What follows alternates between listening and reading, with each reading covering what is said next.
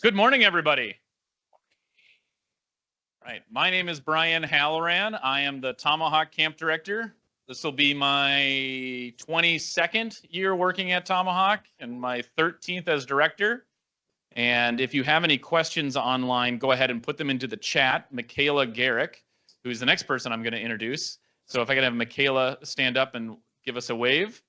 There's Michaela. Michaela is our camping assistant is her technical title, but she works with both Tomahawk and ManyPoint, and she is our customer service agent here. So if you have any registration questions or any special things that you need, Michaela is the one that's answering all of the emails in the off season for the Tomahawk at northernstar.org email address. Michaela is part of the Northern Star Camp family, but she got her start at ManyPoint. She's 11 years of ManyPoint experience, and she was most recently their office manager, their business manager for ManyPoint. So she's very knowledgeable. She's been working with us since September, and she's doing a great job. So if you have any questions in the off season, Michaela is the one answering them for you. So, and Michaela is currently building her own canoe right now as well. So if you have any cedar strip canoe ideas or stories, please share them with Michaela later. Are there any new troops here? So are there any brand new troops to Tomahawk? If you're on the chat, put your hand up in the chat. Go ahead and stand up if you're brand new. I just want to get eyes on some of our new troops.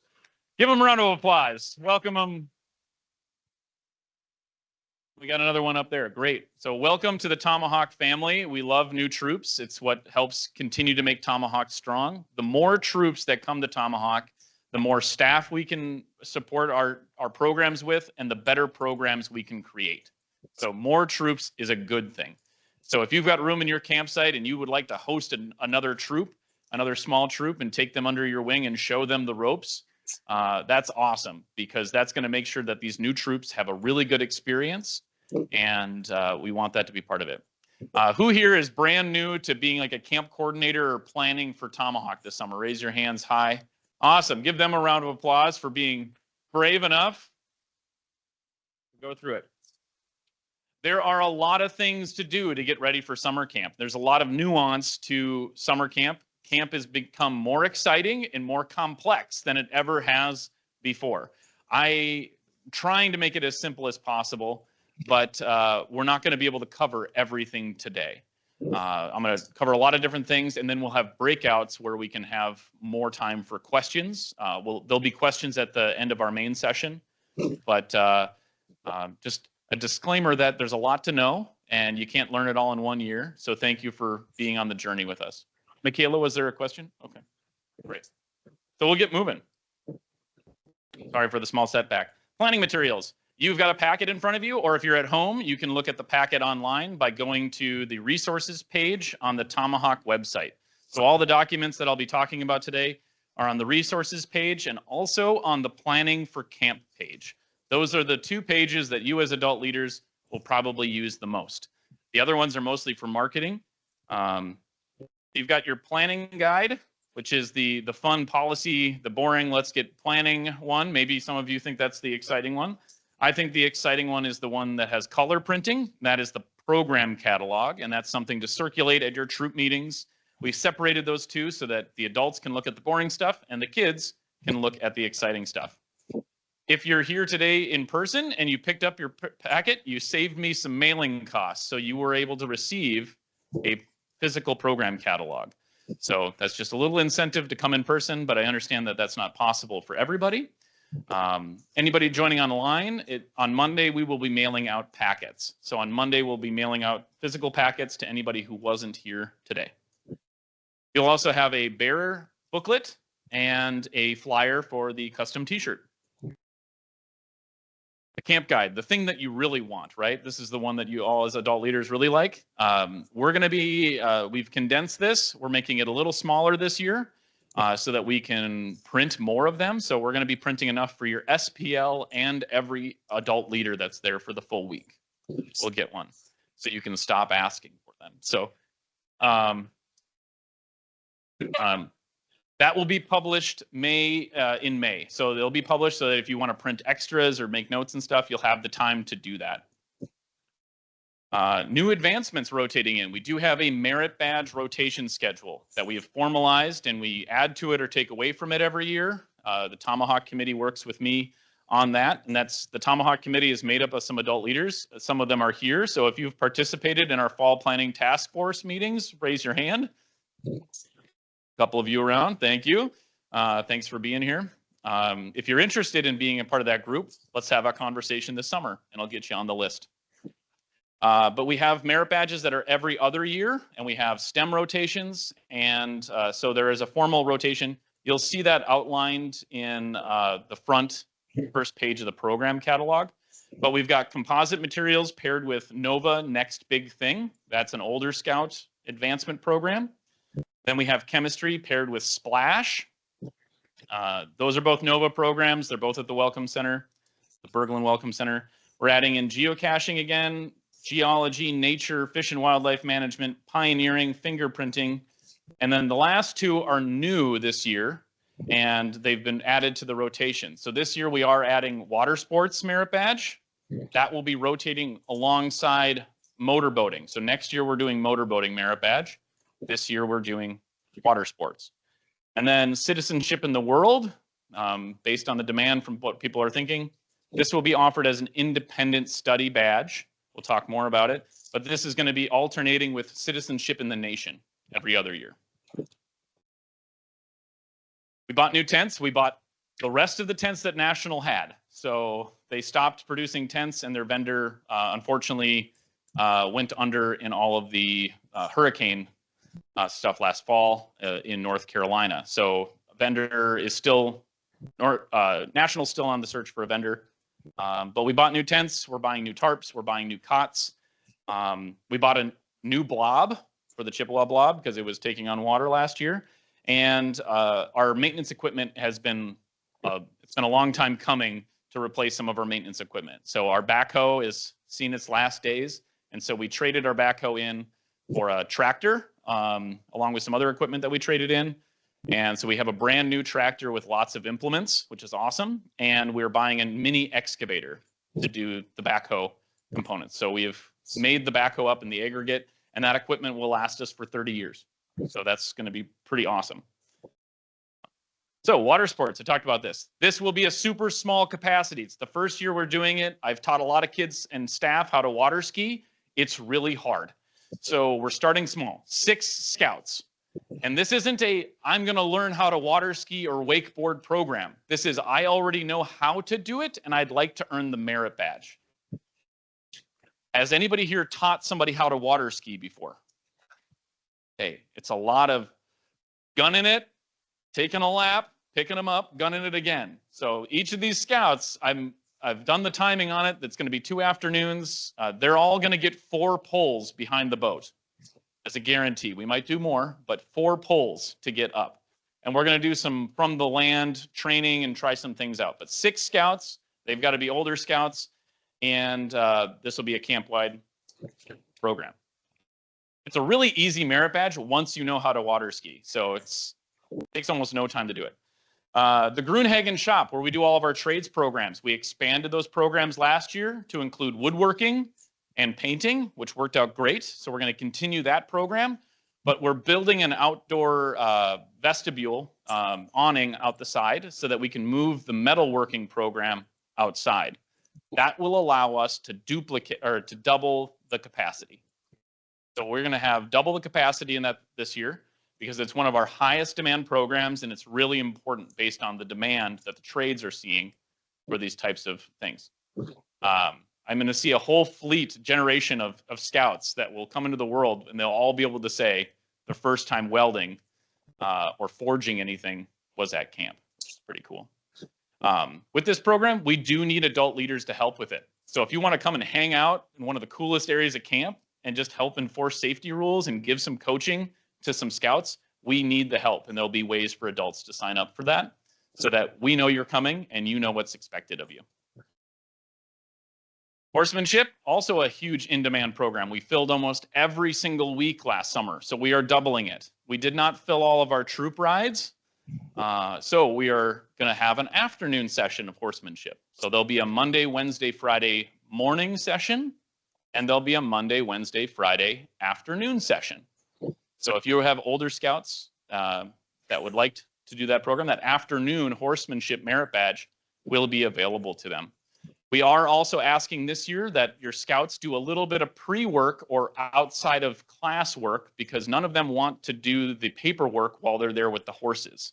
That sounds like a horrible waste of time.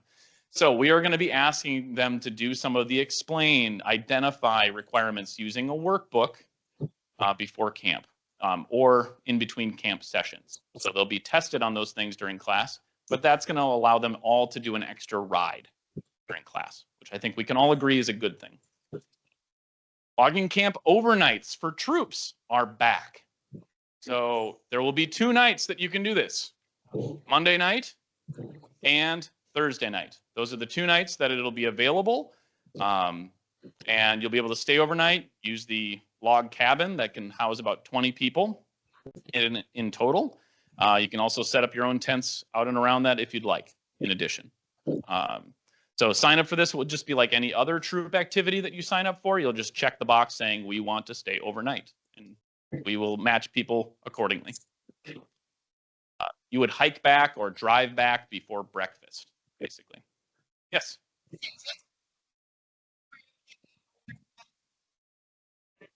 They'll be just for troops, so you'll bring your own adult leadership. Thank you for that clarification. So, yep.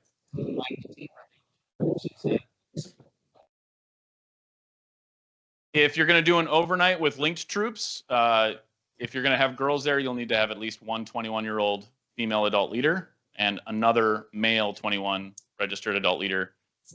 They'll need to have dual registration. Separate sleeping. There's an upstairs and a downstairs that can manage most of that.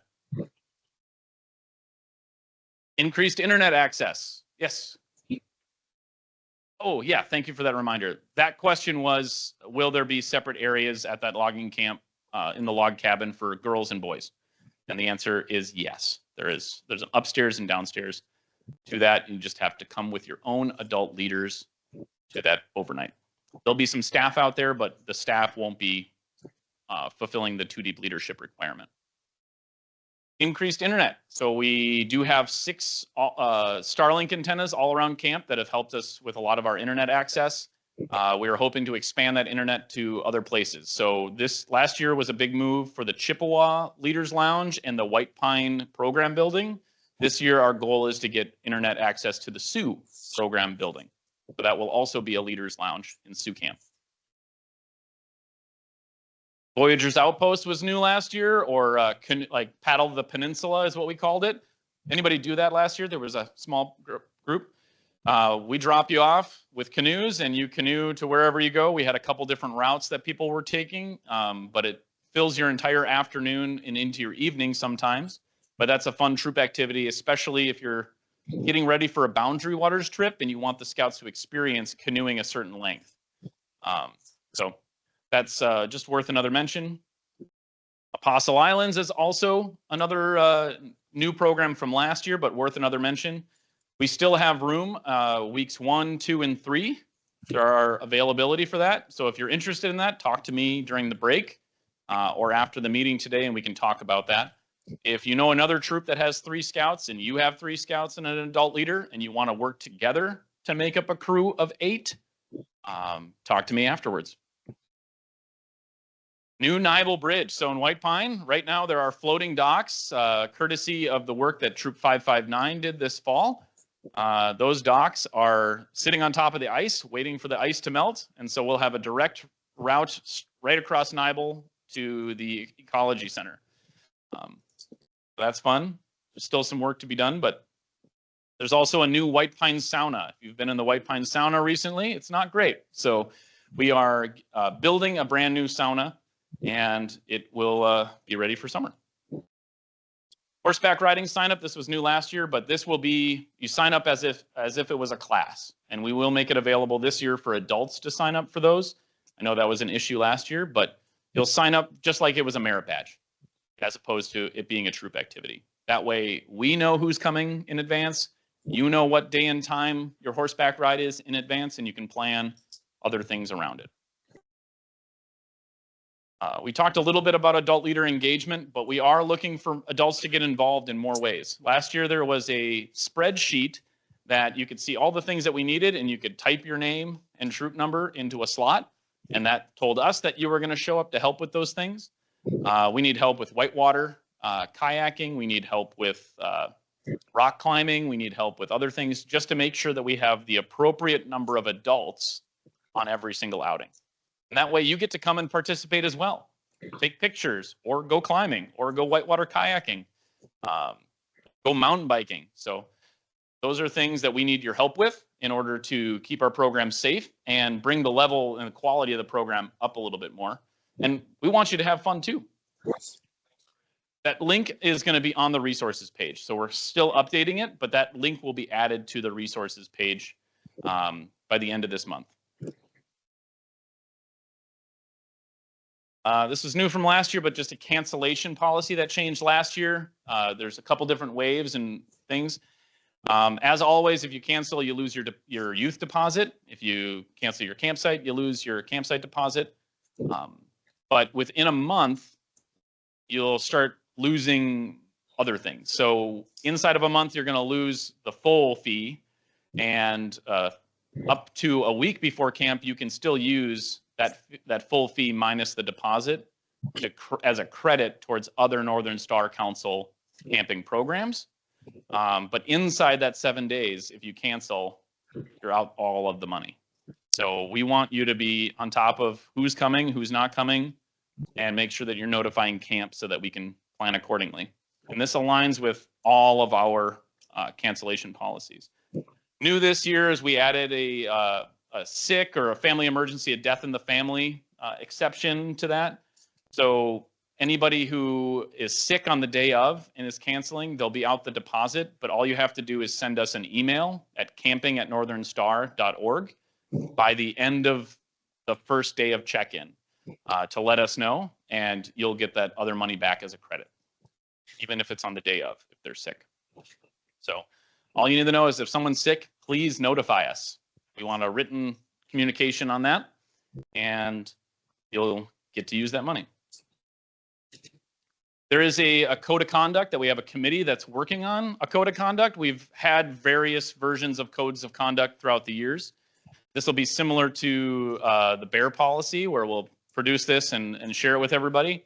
And our plan right now is to have your commissioner, when you check into your campsite, host a conversation with your group about the rules of camp and our expectations to make sure that our older scouts are being welcoming to our younger scouts, and that everybody at camp feels welcome and that they feel like they can belong, because they can't learn if they are distracted by what this other scout is doing or thinking about them.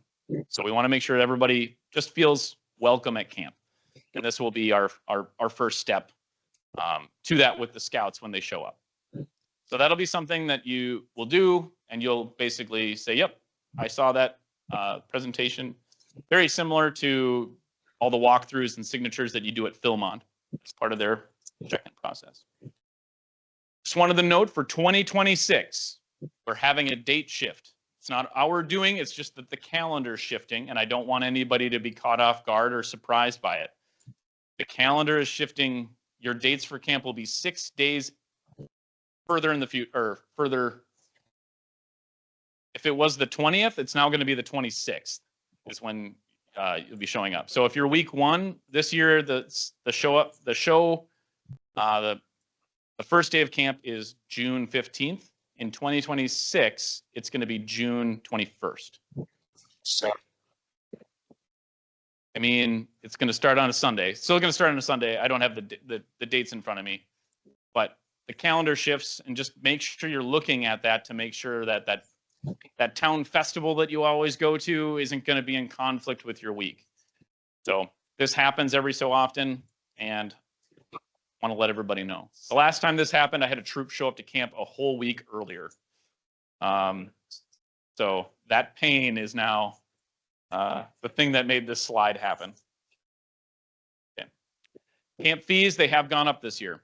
The cost of camp hasn't gone, running camp hasn't gone up, and our camper numbers haven't increased drastically. So It's $400 per youth, $140 for the adults. There are adult partial week fees that are prorated, so you can look at that. The payment timeline hasn't changed. Youth deposits are due April 15th. Full payments are due June 1st. And at the end of the week, the rest of your incidental things, patch orders, extra shots at the rifle range or shotgun range, those things will be due at the end of your week. As always, there's financial assistance. These are scholarships for going to camp. We call them camperships. What a nice, convenient term. If you scan that QR code, it will bring you to the fundraising, the financial assistance page for camperships. Applying is fairly easy to do.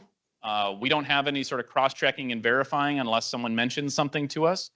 But if you have families that say or make a comment that camp is too expensive, please direct them to this. They can apply for a campership. We will connect it to the registration, and you will see a credit on there. We'd like everybody to sign up for camperships before June 1st so that you don't make full payment and then need a reimbursement. That simplifies things. There's also a $50 discount for any scouts that go to Tomahawk and or Many Point twice. So if you go to camp twice, you get $50 off your second time coming to camp.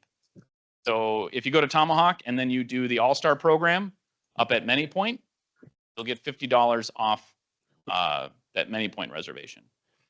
The way this works in the system is it looks for your name and your troop number. And if those match in either the Tomahawk or Many Point programs, it'll automatically give you a $50 credit, $50 discount for your second reservation. If you have a scout that signs up and they were Tom on this registration and they were Thomas on this other registration, and you're not seeing that $50 discount, who do you think I'm going to have you talk to fix that for you? Michaela, yes. Oh, yes, great. Michaela. Is there a question? Yes. That is just for scouts as of now. Oh, sorry. The question was, is that just for scouts or does it count for adults too? It's just for scouts. Thank you. Keep reminding me about that. That's good. Your Arrow of Light Scouts. How many of you have a Cub Scout pack? How many of you recruit most of your scouts from that Cub Scout pack? How many of you are invested in the future of your troop? Okay. I've heard lots of woe is me of like, oh, our troop is dwindling. Our pack just isn't recruiting nearly as much as before. Well, you have a lot more experience than those pack leaders, and you should be involved in their recruitment practices. You've got all the cool equipment. Help make a display and make it exciting. Help them with their recruitment. Make sure that you're mentoring those pack leaders. And a big thing that you can do to help that transition from the pack to the troop is make sure that they come to the Arrow of Light camp. It's a 3-night, 3-day, technically 4 days, but 3 nights. And they would attend the session right before your troop comes to camp. So they would show up on Friday night. They do all kinds of fun programs. And then on Sunday, you show up. And then Monday, when they leave, they can do a couple of different things. They can sign up for an optional outpost, and they can do that outpost with us, where we provide the leadership for it. And they get to see inside of a Scouts BSA camp. So they get to go to Chippewa, Sioux Camp, or White Pine. They do a tour. They get to participate in some programs, and they get to go to logging camp. They'll stay overnight at logging camp, actually, on that Monday night. That's the Arrow of Light outpost. But then there's something here that all of you, I would recommend that you take advantage of. And that's called Troop Outpost. So if they sign up for Troop Outpost, they can go and pitch a tent in your campsite with their future troop, which is good for the scouts. The scouts already know many of the scouts in your troop because last year some of your scouts were in the pack. And this is a great way for them to see the campsite, get excited for next year, and solidify their intent to join your troop the following year and continuing their scouting journey. But also what it's really important for is those adult leaders, those parents that are worried about going to camp for a whole week. This is your opportunity to show off your campsite. Look at this amazing thing. Can you imagine spending an entire week here at camp? And they get to be part of some of that magic as well. So there's Arrow of Light Outpost, There's troop outpost, which is the thing I would encourage you to reach out to your pack to make sure that they're doing the Arrow of Light program and invite them to do the troop outpost with you. But if they're not up for that extra night, I'm not going to charge them any extra for just coming around and visiting you for the afternoon to do a campsite tour with your SPL. Nothing wrong with that. That's an easy thing.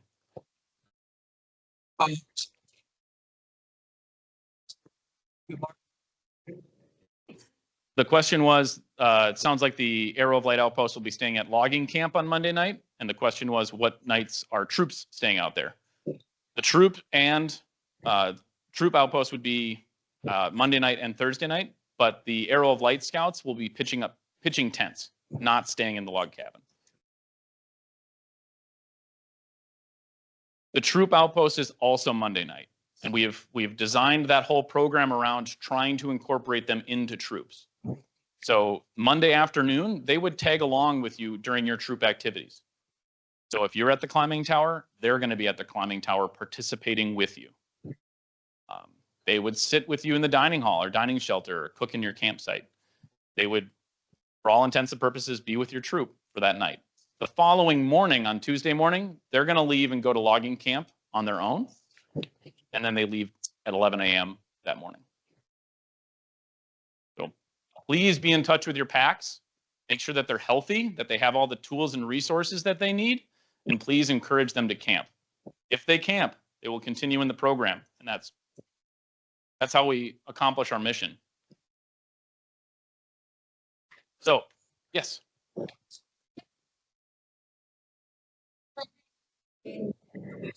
Yeah, on the website, the question was, is there more information on that on the website? The Arrow of Light Leader's Guide can be found through the Tomahawk website. On the homepage, there's a quick link for Arrow of Light. On the homepage, Arrow of Light, it'll bring you to the Arrow of Light registration page, and there's a leader's guide on that page. So many of your packs may have already registered, so please get in touch with them and find out when they're registered. If your troop comes to camp week 4, you want your pack to sign up for session 4. If your troop is coming week 6, you want your pack to sign up for session 6. The numbers and the sessions all align this year. Yes.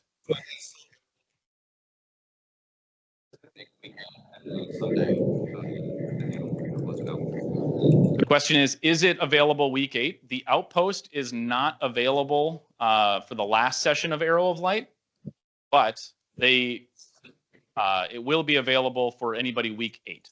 So there is a session 8 that they can sign up for that aligns with week 8. So promoting camp to your families. You want as many families to come. And your job as a troop leader in promoting camp has gotten harder. Does anybody agree with that statement? How many of you have seen more trepidation in your first year parents in sending their kids to camp?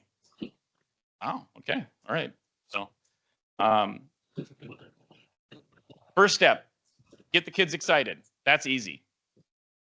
Make sure that all your families, you can email them a copy of the program catalog, have them look at all the pictures, hear all the fun and exciting things you can do at camp. At a troop meeting, show videos if you have internet access, or those scouts that want to be using their phones through their entire troop meeting, let them watch videos. There is a landing page, video page on the Tomahawk website. So if you go to the Tomahawk website, one of the quick links on the homepage is videos. We've got all kinds of videos in there. We've got spotlights on every single older scout program. These are designed to get people, and especially your scouts, excited to come to camp. So use that as a resource. Send that out as a link to your entire families. Encourage them to watch the videos to get excited and going to camp. You need to schedule some kind of Tomahawk planning or promo meeting in the month of March. So it's March 1st. How many of you know when in this month you're going to have a meeting to talk about Tomahawk? Okay. If you don't, that's fine, but get something on the calendar and plan for it. I'll walk you through how to do it. So you're going to want to have, there's a page in your planning guide, but it's also a separate document on the Tomahawk page. It's on the resources page of the Tomahawk website, but it's this scout the program planning worksheet. This is last year's. The one that you have in your packet looks different. The one online looks different. This is a tool for you to use. You don't have to use it. I don't collect it. It's for your own internal purposes. But this is a way for you to collect a scout's interests of what programs they want to do. And this year I've included more fields, including dietary restrictions, so that you can collect every single field that you need to populate your roster in your registration. So this gives them a space to put in what programs they want to do, gives a sample schedule, and it gives them a spot to put in independent study merit badges, which are new, or secondary options in case they don't get into one of their first options. It also gives them a space to put in their troop activity interests, their top 10. What I'd recommend is have everybody fill this out at a troop meeting. They turn it in at the end of the troop meeting, and then you give it to your planners, and you cut off this little corner and give that to your PLC, and have your PLC do the troop activity sign up. And that sign up, you don't have to worry about that until like May for troop activity sign up. So at this presentation, you will start things with that program planning guide or whatever tools you might have of your own, but things that you need to cover. Tell parents why summer camp is important. They need opportunities to be away from the places that they're comfortable in. Summer camp in the scouting program is not about comfort. If it was, it would look like a Holiday Inn. We sleep in tents, we sleep on cots, there are mosquitoes, they're outdoors, there's no air conditioning. These are things that scouts and young people thrive to learn in these environments when they're exposed to new things and they're put outside their comfort zone. They can't enter a learning zone unless they're outside of their comfort zone. Parents need to know why this is important. It's a huge part of the scouting program. If they miss out on summer camp, they have missed out on a ton of advancement. They've missed out on a ton of bonding with the other people in their patrol that are their age. If they don't go to summer camp, you're not going to have a lot of success in keeping them involved in the troop. They're going to fall behind. They're going to miss out on a lot of things. Myron calculated all the troop meeting time, and that came up to maybe 72 hours in an entire year of a scouting career. An entire year, 72 hours. We have over twice that amount of time at summer camp. So there's a lot that happens there. There's a lot of bonding, and your parents, though they might be scared to send their kid to summer camp for a week, they're probably more scared of their daughter or their son missing out on something. That fear of missing out might be more powerful to them than whatever feelings they have about reluctance of sending their kid to camp. Make sure that they understand that camp is safe, that we have a volunteer doctor and health staff at camp, that we have standards that we have to follow, safety regulations, that there are adult supervision requirements for even operating a troop. Make sure that they understand that camp is safe and that their scout is going to be psychologically safe, physically safe, but their emotions are going to get tested. They are going to feel homesickness at some point. Homesickness is not something that you can grow up and avoid. At some point, you do leave your home, hopefully. And when you do, it's going to make you feel certain emotions. And parents would rather have their kids feel that in a very safe environment, surrounded by like-minded people, great adult volunteers, and fun programs. You do not want a child to experience that when they're like freshman year of college, when people are mean and nasty. You have to navigate across campus. You have to figure out how to do your own laundry. There's so many more things there. It's our duty to make sure that these kids have easy, simple, step-by-step exposure to being away from home so that when they really need to be away from home, they can focus on the thing that they're going to do and not be focusing on missing home, missing their dog. Your biggest issue might also just be parents being kid sick. How many of you get daily text messages? How's my kid doing? Are they still alive? Any blood? So make sure that your parents understand what the communication from the troop is going to be like. Do you do a daily Facebook post or Instagram post for the troop? What are the expectations for communication? Talk about that communication. Talk about what your troop's cell phone policy is. My recommendation is that they don't have cell phones with them the entire time. It is a distraction. It causes issues. I have filled out several incident reports involving cell phones and other things, but they may have a hard time separating from that cell phone. So having one time during the day where they can interact with their cell phone and check in, maybe. But you might also just say cold turkey. That's up to you as a troop. I don't want to see them in use around camp. We'll notify you if we see that, if it's a distraction. We are not taking them away. But make sure you've talked to them about homesickness. Talk about your communication plan. How many of you have ever had a parent show up to a camp out to pick their child up, and them showing up was the first you heard about it? Okay, that shouldn't happen. When that happens, I ask myself, what barrier of trust hasn't been overcome between you and those parents? Why didn't that parent reach out to you? Maybe they didn't have your phone number. Maybe they were just like, I got to go protect my cub. But make sure that they understand that you're available to be reached out to if they have concerns about something. If a scout has smuggled in a cell phone against your own internal policies, make sure that you tell the parents, if your scouts reach out to you, that's fine. Support them, give them encouragement. Try not to give them that out that they're looking for. And immediately contact somebody at camp. Whether it's the camp, we'll send a message down to the troop, or they contact a scoutmaster directly, or assistant scoutmaster, and help resolve that issue. Share pictures from the previous summers. Get them as familiar with your camp site and the camp experience as possible. If you have traditions, talk about those things. Have your older scouts involved in this. Get the older scouts in front of the group, talking to the whole group, getting them excited. That does two things. One, it gets your first year scouts excited. Two, it makes the parents more familiar with what you're doing. And parents get to see an older scout talk in front of a group of people, and then they get to imagine their kid doing that in a couple years. That's what they want their kids to be doing, practicing that public speaking, being in front of a crowd. That's what they signed them up for the program for.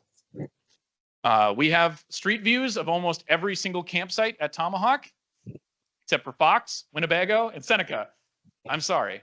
I ran out of time that day. So if you want to see the top of my head in a lot of street views, go look at that on the campsite page on the Tomahawk website. You can see 360 views of your campsites. There's multiples of those. Celebrate traditions, we talked about that. And older scouts. Get commitments from the scouts. Get a firm commit. Are you coming? Are you not coming? And I don't know how involved you want parents in that, but make sure you do that. Talk about the discounts. If they can't go with your troop, encourage them to do the All-Star program.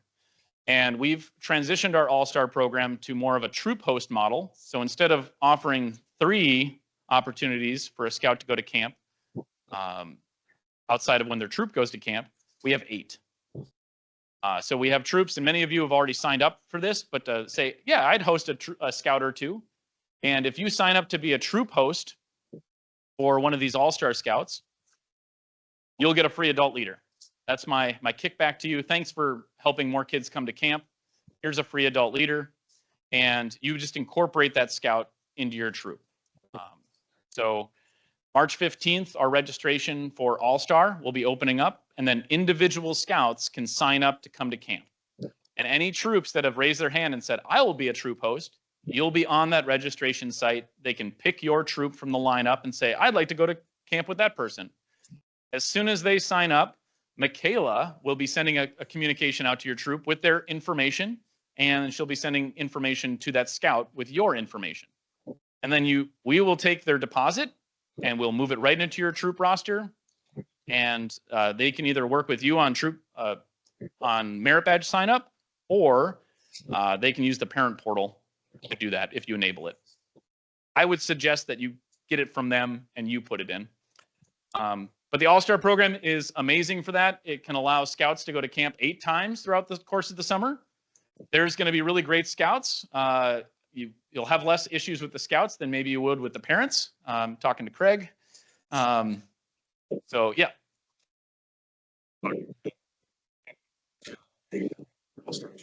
How do I volunteer to be an all-star troop host? Very good question. Myron Jacobson, raise your hand back there. Myron is going to be leading our experienced troop breakout, and he has some awesome flyers with a QR code on it. I've timed it. It only takes 2 minutes to fill it out to be a troop host, and that'll get you on our registry, and scouts can select you from the troop registration.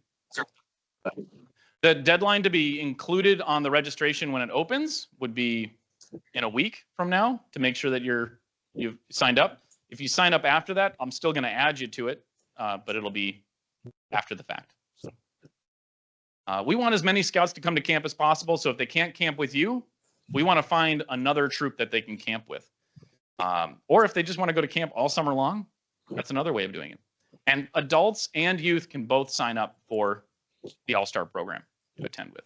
And many of them do come with a parent. That parent will need to be a registered BSA Scouting America member. Okay. In your planning guide, the back or in the program catalog, there's some really boring pages in the back that have all of the merit badge schedules and all the grids. You'll want to have that printed out, maybe even a couple copies of just those pages printed out for that presentation in March. We talked about the sign up, but about collecting that information. But the key dates this year for registration, scouts can start signing up for merit badges. You can start signing up scouts for merit badges on April 15th. That's the first date, but that's only for 16-year-olds and 17-year-olds. The next week, the following Tuesday at 7 p.m., it will open up to 14, 15, 16, and 17-year-olds. Then the next week, it opens for everybody. We do this because it gives the older scouts priority over younger scouts. Many Point is now following the same model, so we have the same registration timeline. And that ensures that if you have a 17-year-old scout and they've always wanted to do that one program, they'll have the best chance of getting into that program. These different brackets are still first come, first served, but you're only competing against the other people in that bracket.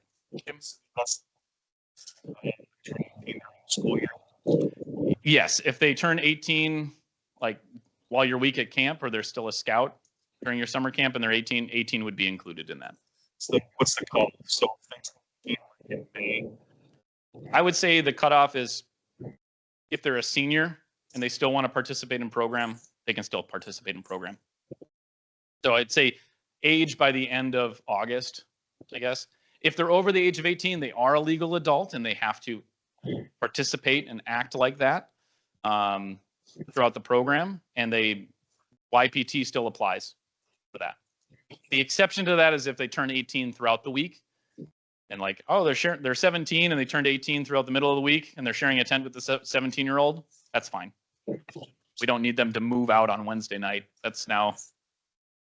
I recently heard the youth protection coordinator director at National speak, and he's great. Like the new guy, like Glenn is amazing. He did a really good presentation, very reasonable, very much by the numbers type of guy. He's awesome. So I've got a lot of, I'm very excited to see the new trainings that will come out someday, especially the youth on youth abuse training that they're trying to roll out. As somebody who has had to teach that to camp staff, people, I'm very excited for the new training. Yes, question, Steve.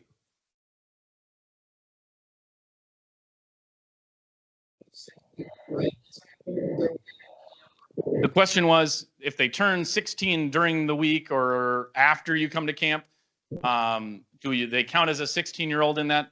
The age that I'm concerned with is the date, the age that they are at the end of August. So at the end of August, what age are they going to be? That's generally in alignment with the grade that they're in. There's obviously going to be exceptions to that. But if they are going to be at camp and they're turning 16 the week after, put them as a 16-year-old.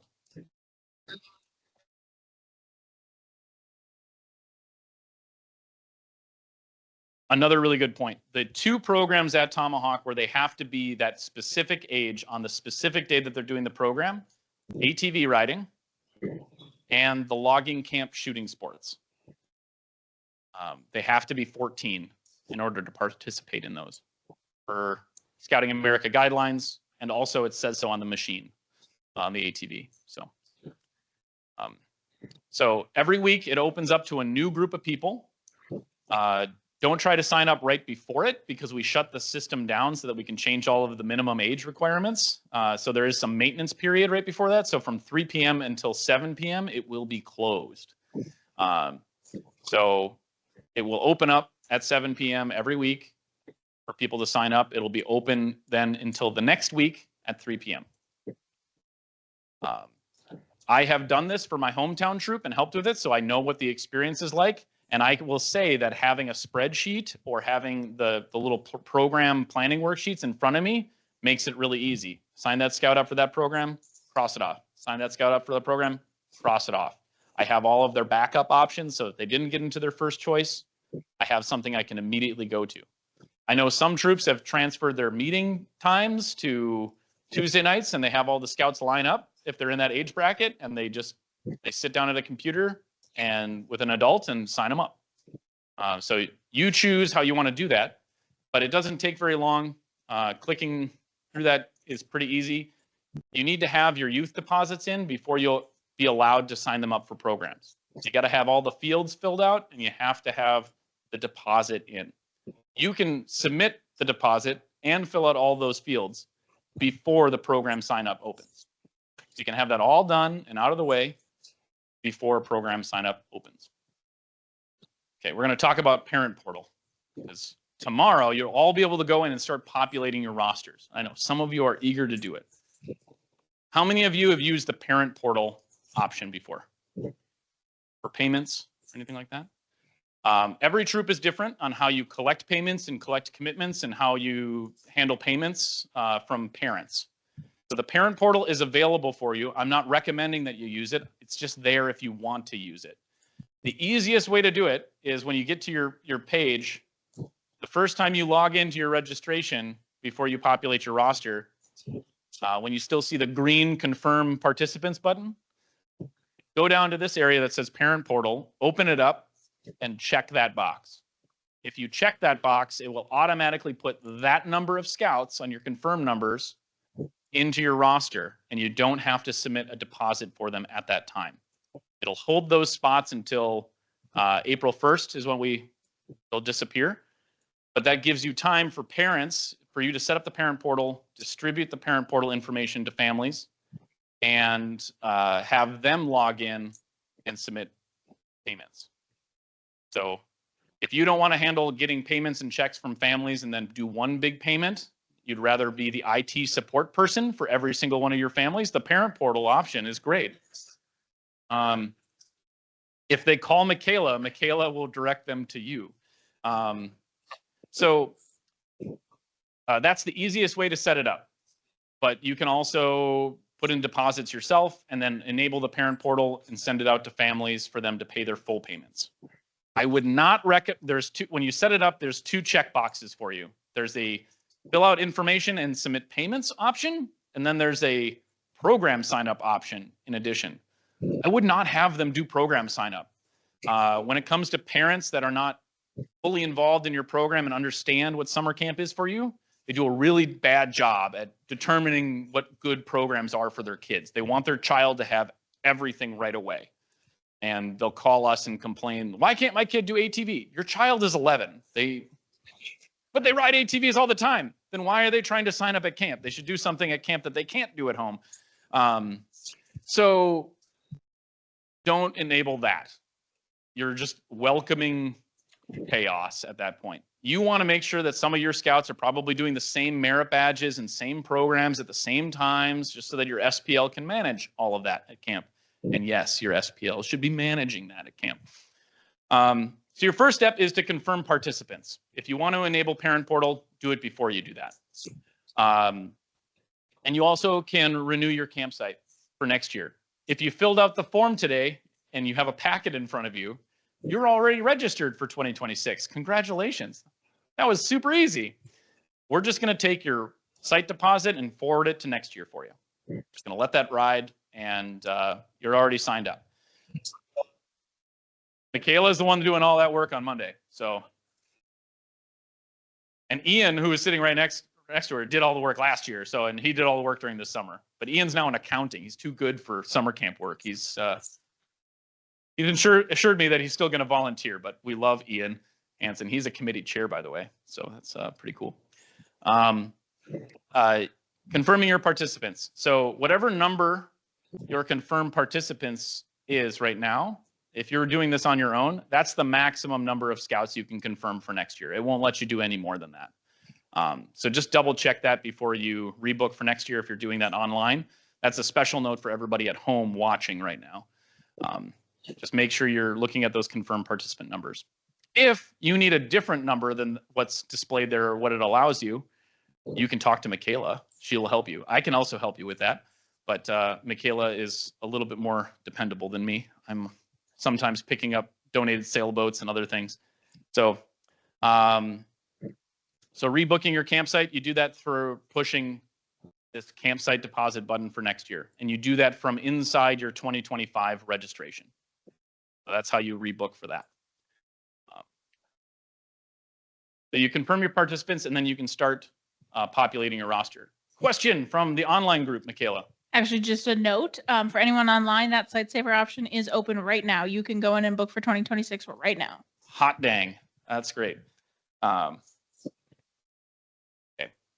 Accessing your registration.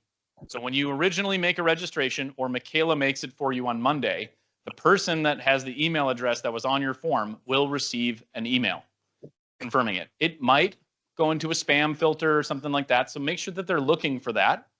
And as soon as you get that, there'll be a link inside that email to your registration. You click on that and it opens up and you see something like this. That URL on the very top of the page is unique to your troop's registration.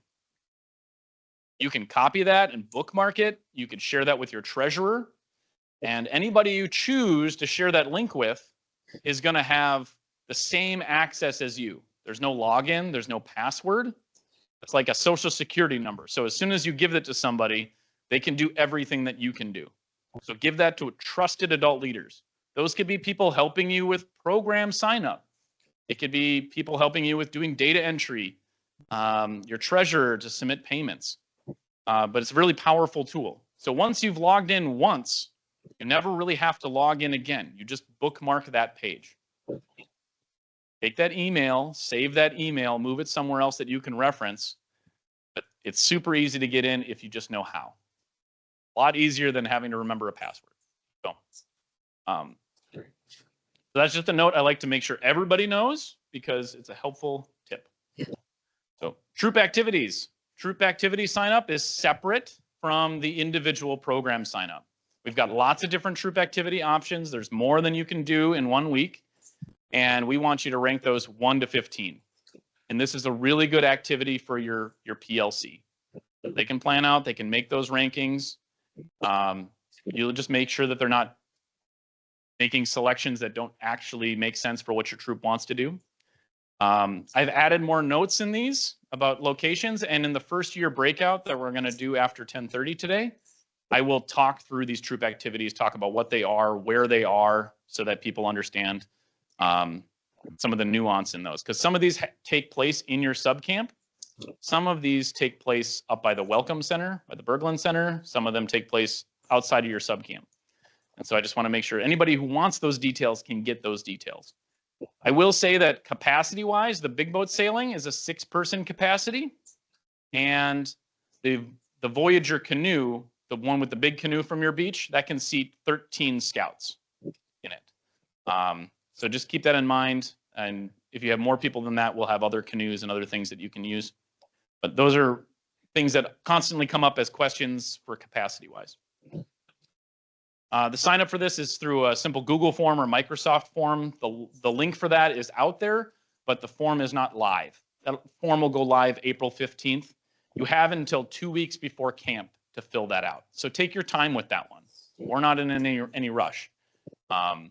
So focus on individual programs first, then turn your sights on troop activities. And when you submit that troop activity, we love notes. Extra notes are great. I found the link, the rogue link that had like an old form that some people were filling out that caused a lot of problems last year. So that should be resolved. Okay. Promote the CIT program. It's an amazing program. It's 4 weeks of camp for $100. That's the best deal around.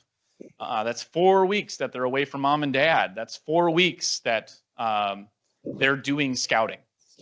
It's a huge benefit. They need to be 14 years of age or older to participate in that. And they do apply, and we review their selections just to make sure that there's no red flags. But generally, everybody gets accepted into this. And it's a great way for them to meet lifelong friends, see what summer camp staff is like, and experience more scouting. They're going to get opportunities to take merit badges. They're going to get opportunities to help teach those merit badges. And by the end of their week, if there is one badge that they feel confident in, and we feel confident in, they can teach that badge with direct supervision. So we'll let them do as much as they can do, but there'll always be direct supervision to fill in the gaps. I remember 3 of the CITs I was in the session with when I was in 14. So Jeff Sunwall, Willie Grappentine, and Tyler Kunst. So it's a great way to experience more camp, and it's a good step into the staff program. You do not need to be a CIT in order to be a camp staff member, but we get a really good look at you. So if you're a high-performing CIT, we're not going to wait for you to apply. We're going to keep calling you to make sure that you apply. So it's a fun program, and trying to make this not be the best kept secret at Tomahawk, but Family Island. How many of your troops use Family Island? It's awesome. Your scouts pay $400 a week to share a pit toilet with a bunch of other people. This is $465 for your own toilet, flush toilet and shower. So it's a great deal. There's no per person cost with this. This is designed so that you, as a busy scouting volunteer and a busy person, your entire family, regardless of age, can come to camp and spend that week with you. They can come and visit the troop throughout the day or at night. We offer different programs for these families. There is a very cozy family bunk room. I would not have 2 different families share this space. You're very close. But you do get a shower, bathtub, toilet. There is a beach area, so if you wanted to bring your own boat, you can bring your own boat. We have some canoes and rowboats there. But you can visit your troop, and we have crafts and horseback rides and other things that they can participate in and travel around camp to do so. Myron. So we have 4 RV sites, is the note that Myron made. So if you have a camper that you'd like to bring up to camp, that's an even cheaper way to do this. And I was speaking with Joe earlier, and he was like, well, we got families that come up and visit all the time, and they want to spend a night, and we're trying to figure out where they're going to be in the campsite and jockey all of that, and they're kind of in our way. Not his words. This is me paraphrasing. If anybody from Troop 82 is listening at home, just mostly space, but you can book a campsite. There's tent sites as well out there. They're pretty rustic, and the camper sites are a cabin. And you could book a cabin as the troop, and then you could say, who wants to stay in here on Monday night or Tuesday night? And they can come in and take advantage of those resources. You could have multiple tents in one of the tent sites. So you could just have like a separate area for all your families. Now, Family Island is for families. It's not for registered adult leaders necessarily. So you don't have to be a registered Scouting America member to stay overnight at Family Island. You do need to be a registered Scouting America member to stay overnight in your campsite. So if you have an adult that just wants to come up and visit during the day, stay for a longer duration, that's how they can do it without being a Scouting America member. Michaela. What is the bike policy at camp? Bike policy. We like them. Bikes are awesome. The bike policy at camp is bring your bikes, especially if you're further away. You got one of those awesome campsites that just is further of a walk. A bike ride is so quick, and you can get around camp. I bike everywhere at camp as much as possible because it's faster for me to bike from the admin building into a sub camp and then visit all the little areas. I don't have to get into a car and drive around and like get in seatbelts and all that. I can zoom around everywhere I need to go. But with that, we expect that everybody that comes to camp has a helmet, that they have an appropriate bike. So we don't want little skinny road tire bikes. And they need to be respectful of other people on the roadways. So they're not supposed to be biking down trails. They bike on the road, and they need to park their bike upright. And we have lots of little like hitching posts. And all you do is you just hang your seat on that little hitching post, and it'll hold your bike for you. But it makes getting around camp really easy. So for adults especially, bring a bike. It's the best way to get around camp. E-bikes are fine. Just you need to follow the speed limit. The only person allowed to break the speed limit on a bike is Davin Grappentine, our associate director, and because I've just given up telling him to bike slower. So he's a machine. Custom t-shirts. Oh, another question.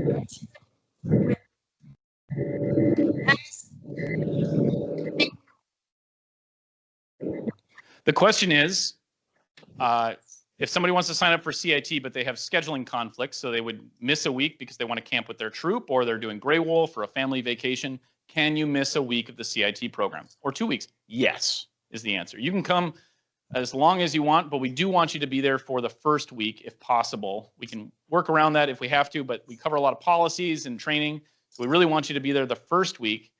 But then if you attended for a week and then went home for a week, and then came back for a week, you could do that, or you could attend a different session for a week to make that up. Sometimes the first CIT sessions want to stick around and we say, sure, we'll take you.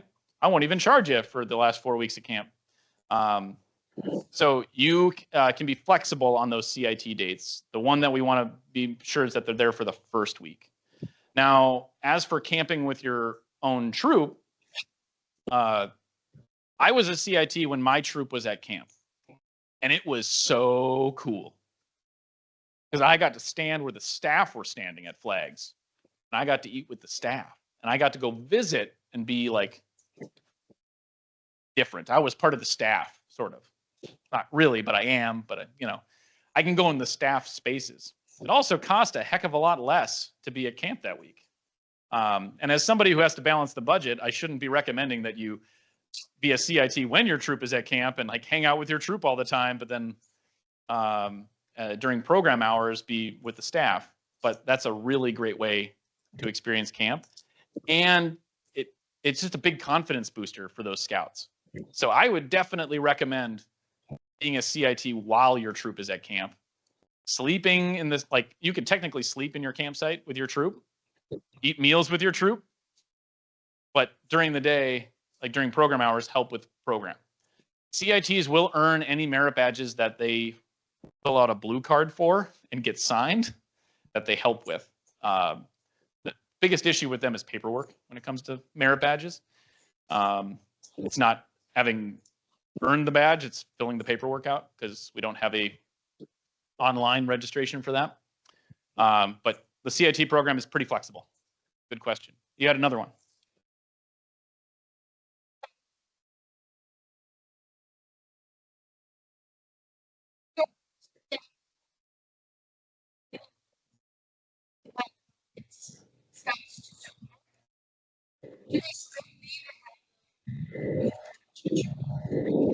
We recommend that everybody that is an adult involved in our program, even youth, have the youth protection training and take the training. Are they required to? I don't think so, but it's always really, really good. I'll have to check to see. I don't think that they, like a parent going to Cub camp with their kid, I don't think that they need to have youth protection training.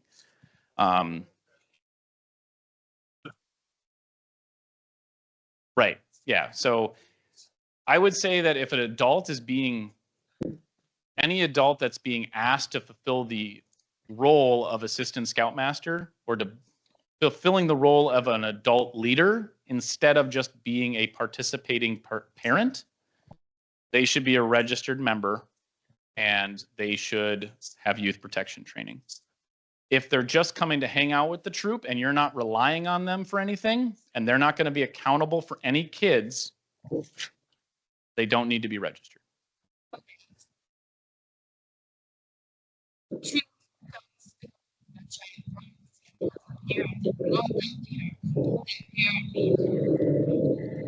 I would say yes. Yep. They're fulfilling a role. They're fulfilling a need. They're not just hanging out. So yes, they need to be registered if they're going to be attending Brown C and fulfilling that adult leader requirement for Brown C. Good question. Navigating all of that is not fun. Scouting is a heck of a lot more complex than it used to be. Okay, custom t-shirts. We've got them. Here's the design. You have a flyer in your packet. You order these online. You are not ordering them from Tomahawk. You're not ordering them from me. You're not ordering them from Michaela. You're ordering them from Heritage Design and Embroidery out of Stillwater. It's a local company. And the person who does their art used to be the Chippewa camp director several years ago. So they order everything online. They'll ship it to you. There's different options. There are female cut, male cut shirts. There are polyester and there are cotton. So if you want the wicking shirt, you can get it. If you want the cotton, you can get it. Yes.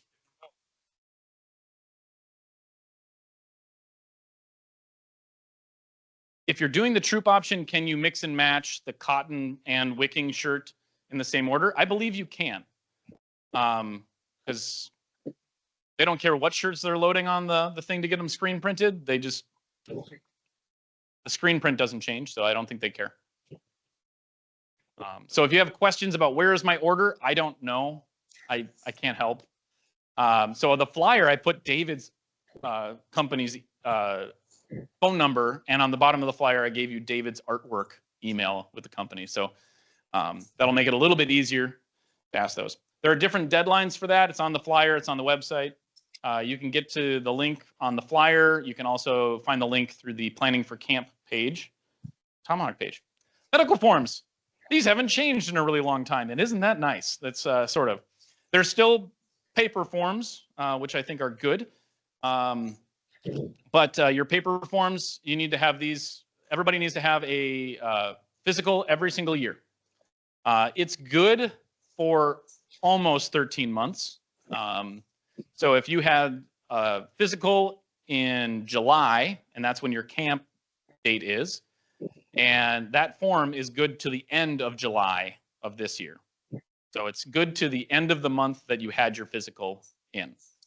Everybody needs this, and in the great state of Wisconsin, I have to keep them. Ugh. But so that means I need your copies. I do not want your originals.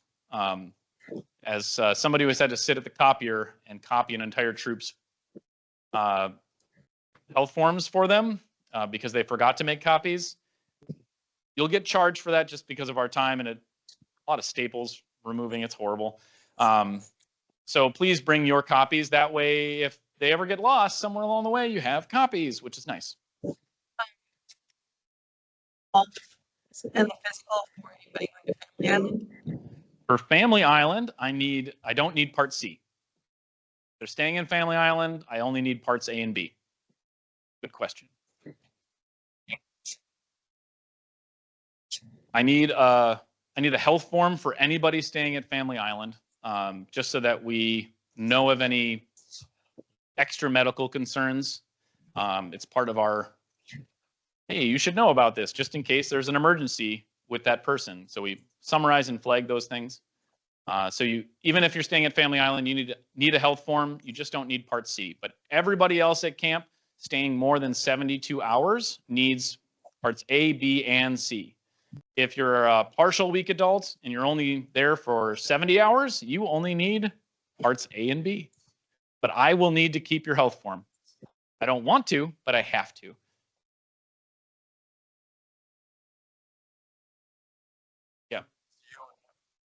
Keep one in your campsite and one into me. I don't need your big binder, your folder, or anything like that. You can keep that because at the end of the week, I will not. I don't want to take them out of the sleeves or anything like that. If it's a 3-hole punch, that's easy. Or just yes. And then come back to all three, A and B. So the question is, if they're there at camp at the beginning of the week for less than 72 hours, and then they come back later in the week, but that puts them over 72 hours in total, you need Part C. So if they come back and it's not more than 72 hours, only Part A and B.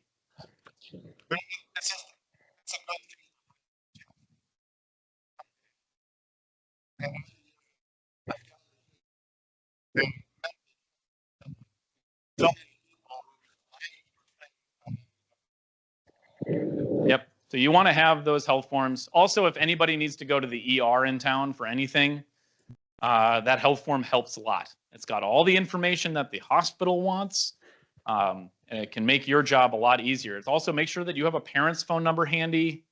Yes, Michaela. If your Part C expires on the day of checkout, is it still valid for camp? It is valid through the, yes. To answer the question, it's still valid, but your health forms are valid from the physical. The annual physical is valid through the end of the month that you had the physical. So it's good for 12 months and then whatever is remaining in that month. So it might be 12 months and 16 days or 12 months and a day or 12 months and almost 4 weeks. So we do have an EMT on our staff and an emergency first responder, and we do have volunteer doctors. I am in need of a couple weeks of a volunteer doc. So if you know anybody that's registered in your troop that is an MD, a nurse practitioner, or an NP, NP or a PA, a physician's assistant, we have a program. You get the nicest cabin in camp, you get a pontoon for the week, and in exchange for that, you get to do sick call twice a day. So we have sick call after breakfast and after dinner. So if you have somebody that's coming up that week that would like better accommodations, or if you would like your own adult leader clubhouse with its own shower and Wi-Fi and pontoon, maybe talk to somebody in your troop. So I know that they're out there. So if you have somebody, let me know and we'll get it set up. Even if they're only licensed in Minnesota, we can apply to say that we have need, and then Wisconsin will grant them a camp license. And national, if they're a registered member and they're fulfilling their role in a scouting capacity, national has insurance that covers their malpractice, so it's not on their employer at that point. So my nephew getting checked out. So medications in camp. So if you have a scout at camp that takes medications and their parent is not at camp, you need one designated person in your troop to store securely those medications, and that one person is in charge of dispensing those medications to your scouts. You need to log what medications have been given out, and you need to turn that form into camp at the end of the week. So Wisconsin requires us to do that. It's not a Minnesota thing, it's a Wisconsin thing. So we've simplified the form a couple years ago to meet their needs. That's a copy in your planning guide. There's more copies online. We can give you more copies at camp if you need them, but it's basically 1 page per scout for your tracking. Yes, or 5 scouts per page.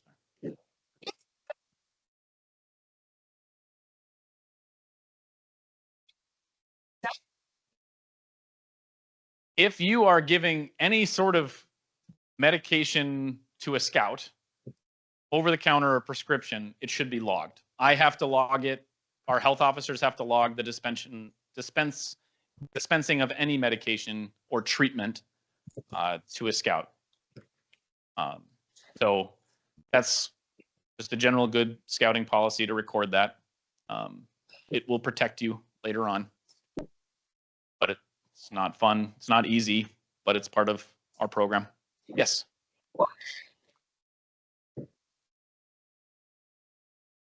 The question is emergency medications, EpiPens, inhalers, those should be kept on the Scout's person. They should, any emergency medication, insulin or anything like that, well, insulin isn't necessarily emergent. Candy might be an emergency medication for someone who has insulin, but any emergency medication should be kept on their person so that they can use it when they need to. But that's only for cases of emergency medication.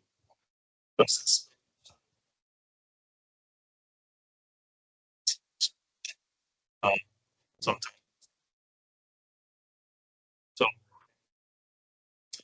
So, especially for looking for insulin for a scout. The question is, if you have to store something in a refrigerator that might be considered emergency medication, how do we ensure that when you need it, you can get into it? You're not looking around for other people.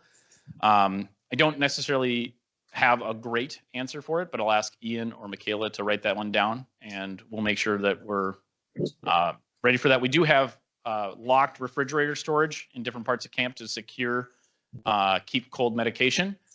But the accessibility to that can be sometimes. Who's on the stove?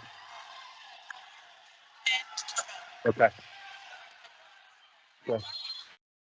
There is no, the question was, is there a workbook or anything like that? There's no more workbook. It is just these sheets, which the Department of Agriculture, which is what we fall into in Wisconsin. They don't necessarily like that, but they've reached a compromise with us. So they want it to be a bound, spiral bound booklet. And I'm like, I'm not doing that. That's not reasonable for what we're doing. So it's just these one sheet flyers. You can print as many as you need. We have extras at camp, so it's easy to fill those out with parents in advance and then tick them off as you do it. Good questions. Food service. Got lots of food at camp. Dietary restrictions. If you have scouts that have a peanut allergy or a nut allergy, that's not a problem for us. We don't put nuts in our food. We do not cook with them. It's not something that we do. Anything that has nuts or peanuts would be individually packaged, and we'll let you know if it contains peanuts. Gluten-free. We do have a gluten-free menu, so if you need a gluten-free menu, we can provide that. We have lactose-free, pork-free, or religious substitute, and vegetarian, which is not a vegan menu, but a vegetarian menu. All of these, it means that we are not going to put these ingredients into those meals that we're providing. However, it is a shared kitchen. We have a shared kitchen, which means that if you are going to have a severe reaction to a trace amount of something, please contact camp, and we can make accommodations for you to store food at camp and make accommodations for you to heat it up when you need it and you have access to it, and you'll have a reduced rate to come to camp if you're bringing your own food. So just note that, they're a gram, a speck of bread might end up, a crouton may get cross-contaminated somewhere on the salad bar because scouts are scouts. But trace amounts, if you have severe reactions, let us know. We want you to be able to bring your own food and feel confident in that. So yeah, question.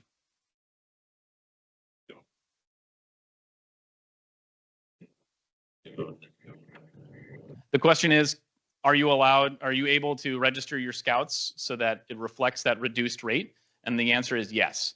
You have a scout registrant, and then you have a scout registrant without food registrant type. So if you know that a scout will be bringing their own food, you can register them as that. You can switch that registration type anytime that I think you want up to a certain date. Otherwise, myself or Michaela can help you make that switch later on. Yes.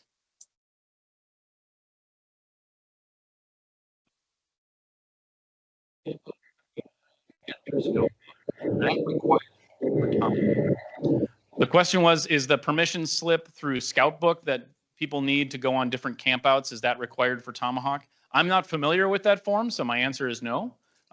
Their health form has a release on it to participate in programs, so the health form itself does cover that release or permission slip to participate in activities. So I'm not going to be collecting anything else from that. Good question. That sounds like a Scout Book resource, which seems pretty nice for your typical campouts. another way for you to get full commitments from people that they're going to go to Eagle Cave or whatever else you're doing. There is a food count sheet that you'll fill out. This is the Chippewa and White Pine one. If you're in Sioux Camp, we're going to want patrol size breakouts so we know what size patrols to portion your food into. We'll be going back to cafeteria style. So we've had lots of discussions about it, lots of feedback. Some people really liked the family style at Chippewa and White Pine. Some people really hated it. But we will be going to cafeteria style.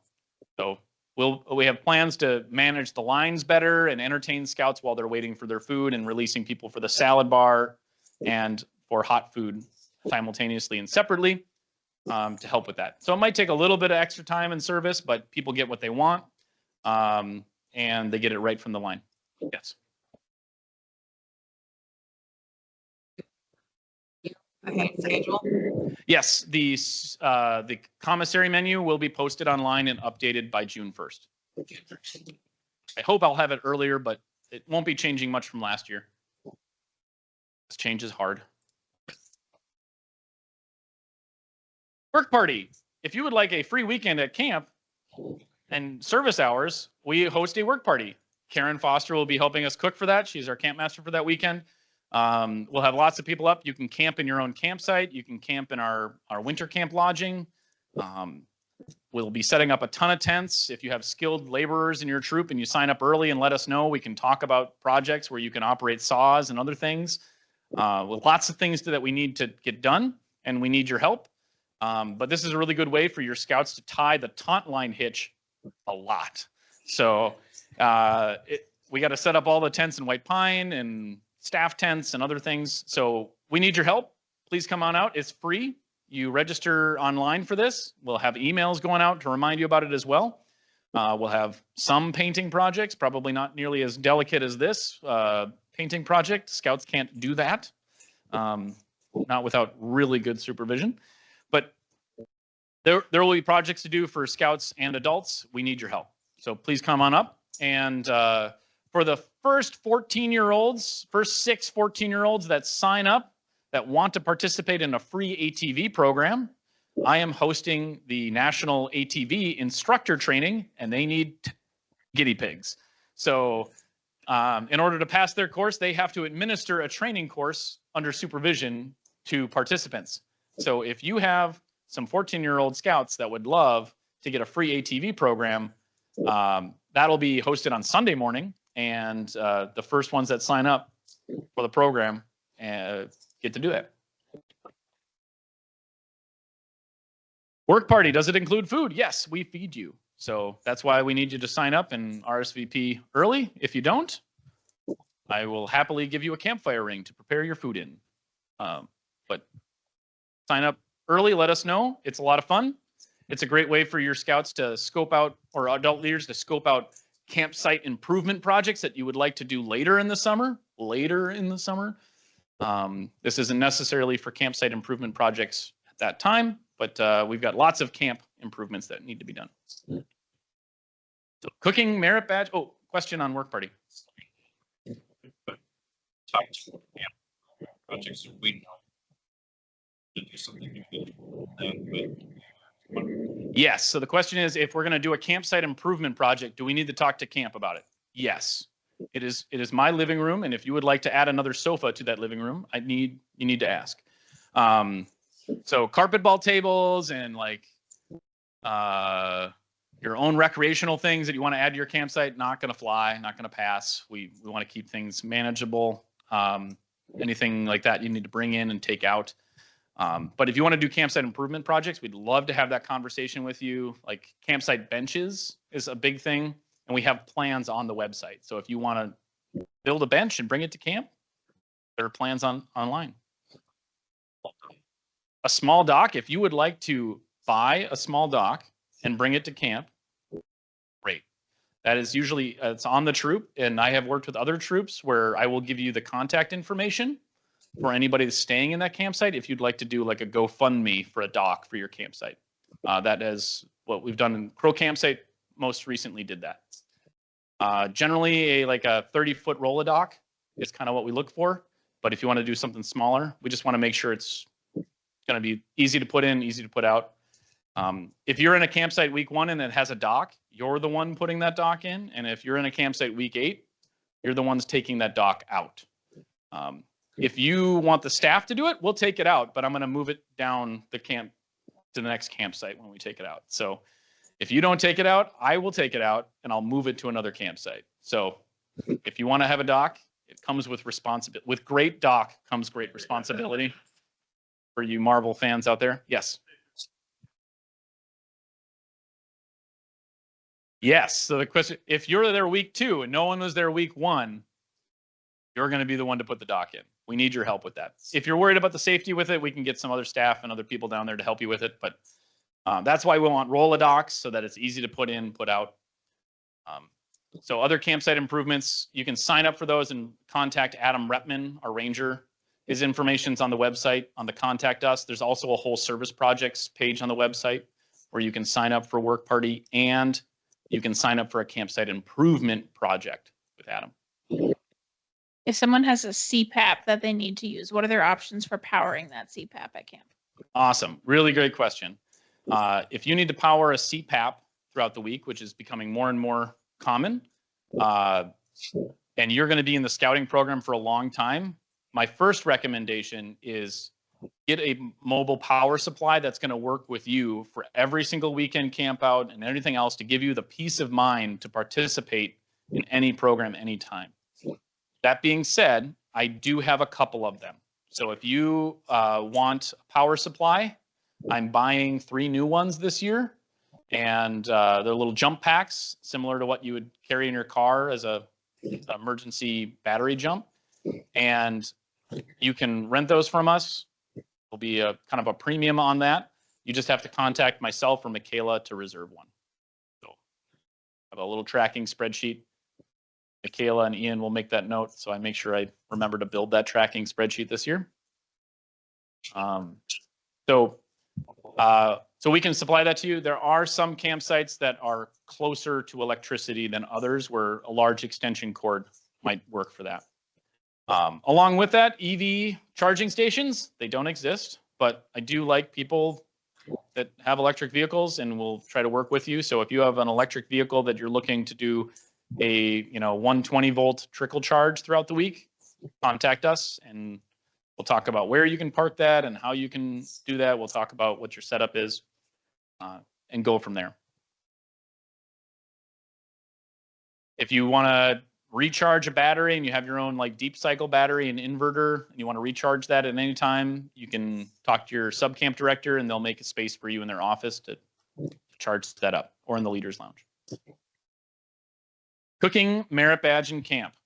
We have a Start a Badge cooking merit badge program where they talk about the requirements for planning meals. They plan their meals. They get their meal plan signed off by our staff. So there really isn't any cooking in the merit badge sign up when they sign up for the class. That's just so that they get the content. They have the time with a counselor to plan their meals and plan their meals. The cooking they're going to do outside of class and not that week. They don't have time plan their menus, go shopping, and cook their meals. It's too much. We've tried it. So they start it 1 year, and then they can work on it throughout the rest of the year, which is really easy to do with all of your weekend campouts. You just have to plan accordingly and make sure that's all lined up. If you want to use summer camp as your opportunity to do your cooking camp and your backpacking meals, we can help. So by the end of this month, I'll have this polished up and published, but this is a example grid of you need to have a patrol of 6 to cook their own food at camp, and you need 4 scouts working on merit badge requirements for that. So Scout Yellow is working on cooking merit badge. Scout Green is also working on cooking merit badge. Scout Red and Blue are working on camping merit badge, and they all have their own cooking responsibilities to do. So this separate patrol could be working on cooking merit badge. You manage all of this. You would bring your own food because they shop and acquire their own food. They store it at camp. We can help with some of that. Just talk to camp, and they cook these meals throughout the week. We will give you lightweight stoves for the backpacking meals, and we have extra propane stoves for the cooking in camp meals if you need those. You can rent those through your registration. And I want to help you navigate through that if this is an option that you want to do. I'm not saying you have to do this. I'm not saying that this is the easiest way to do it. I'm just saying something you could do. So we will check out equipment to you, and we'll have some notes and techniques on how you can accomplish these. So it might say, hike out to this old abandoned campsite for your hike and cook out there on the picnic table. Bring your own water with you, just like on a backpacking trip. So that's a way that you can accomplish cooking merit badge at camp. This will be published by the end of the month. Almost done. Any questions on cooking merit badge? Swim classifications. You can do them at camp. You can do them before camp. There's a form in your packet. You need to have a certified lifeguard sign off on the testing, and pretty easy to do. If you do it before camp, you just hand this in during the camp tour or with your commissioner. You go down to the beach, you hand it in to the beach director. They give you buddy tags. You fill out those buddy tags. If you want your buddy tags colored in really, really nice, this is the best way of doing it. But you'll get the buddy tags. If you want this back at the end of the week, just go talk to the beach director on Friday. They'll give it back to you. They're supposed to store it for the whole week. It'll probably have sand and water spots on it, but they'll give it back to you. Hold harmless agreements. We need a special permission form for permission slip for ATVs and the logging camp shooting. We do not need it for rifle or shotgun. We just need it for the logging camp older scout experience. So you don't need one for every scout. You can request equipment with us through the registration site. It's all going to be under the registration contact person in your roster.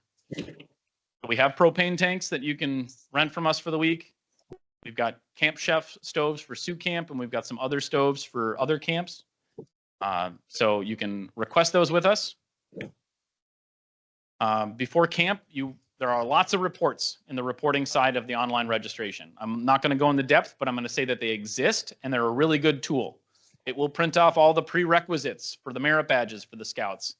So after they have their schedule, you can print off one sheet per scout that has what programs they're in, what they need to do before camp, any special considerations throughout the week that need to be there, and their times and locations. So you can give it to them so that they can promptly lose it.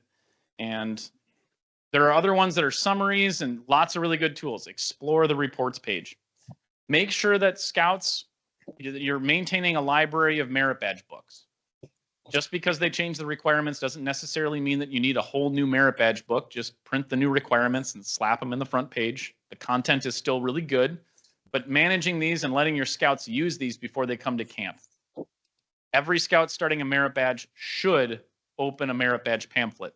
It's amazing. Those are awesome books. If you want to learn anything, start with that. 2 weeks before camp, I'm just going to point out merit badge requests and signups close 2 weeks before camp. Activity requests for your troop close 2 weeks before camp. And we want you 2 weeks before camp to call camp to do a pre-check-in.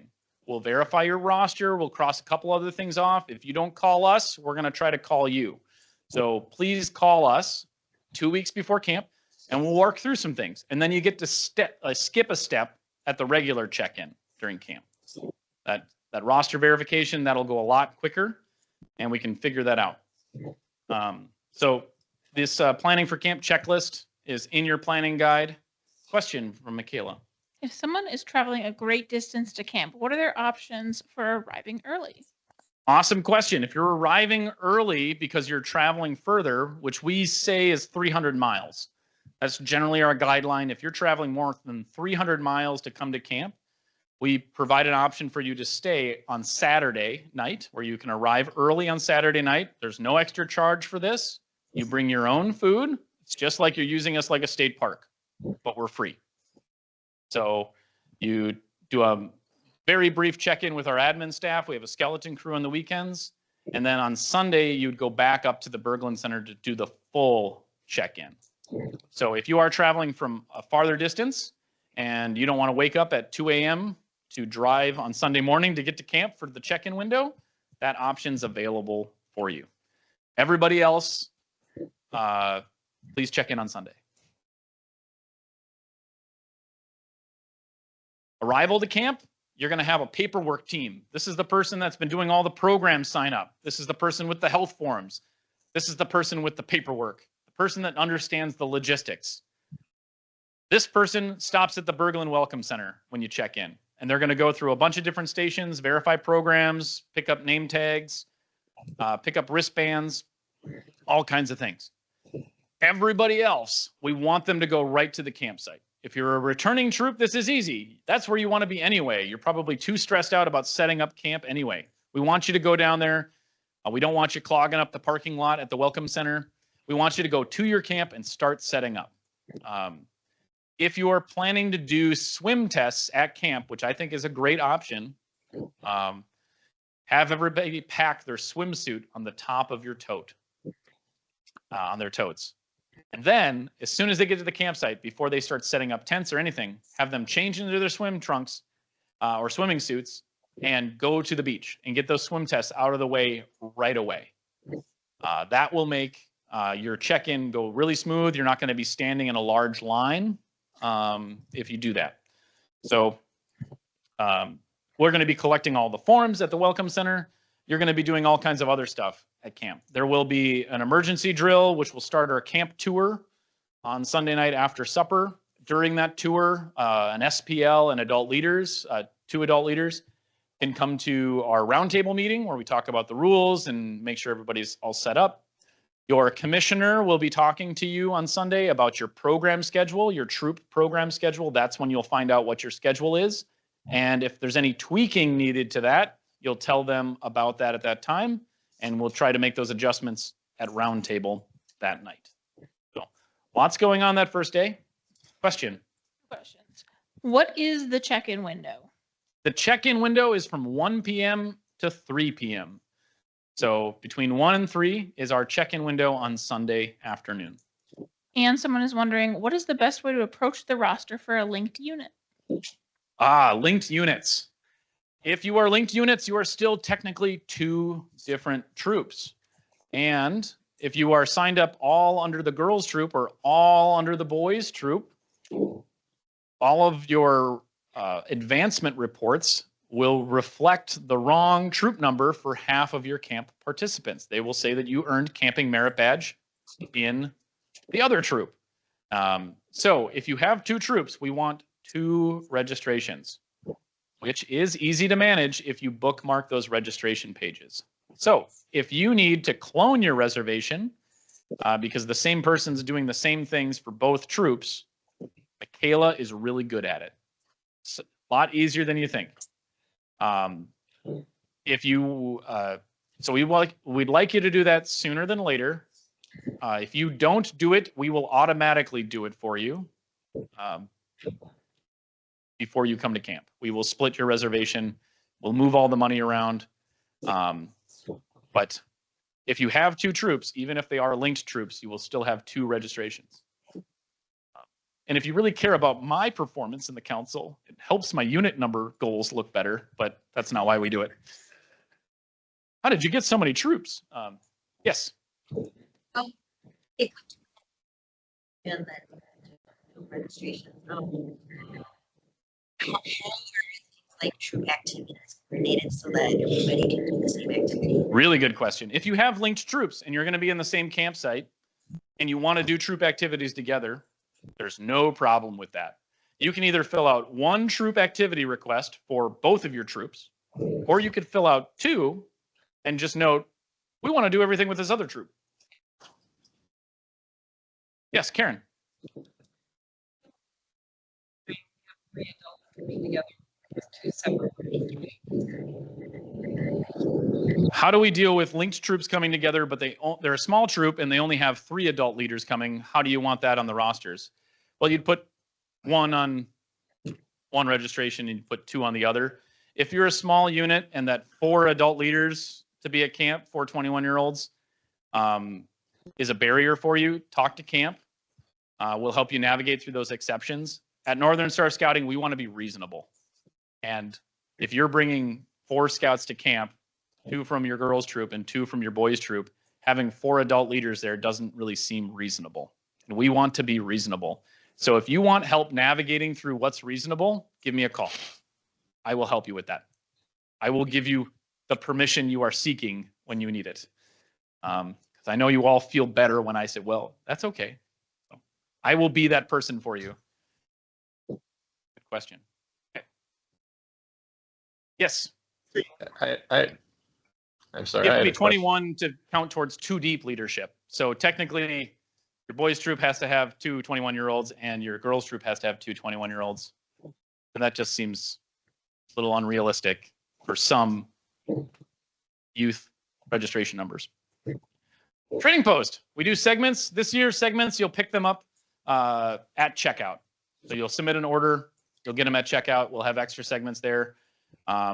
We tried it in the sub camps. It worked okay, but we're going to go back to one centralized place. You'll still submit an order form towards the end of the week. We'll populate that order. And if you need extras, we can get you extras at checkout. It's not going to be a problem. It'll be less of a problem because all the inventory will be in one spot instead of 5. So that'll help with that. Yes. As of now, there's no new segments, but if you'd like to buy more, I want to help that process. So I haven't submitted my segment order yet. So if you have an idea for a new segment, let's talk later. Snack pack is a thing. So if you want to sign up for snack pack, you get the souvenir mug, you get 5 slushies, you get 2 candy bars, you get 2 ice cream treats, and you can sign up for that online. That's easy to do in the roster section, and that'll ensure that you get the souvenir mug and that I don't have to buy a large amount. Yes. Do we have a gift card? We don't.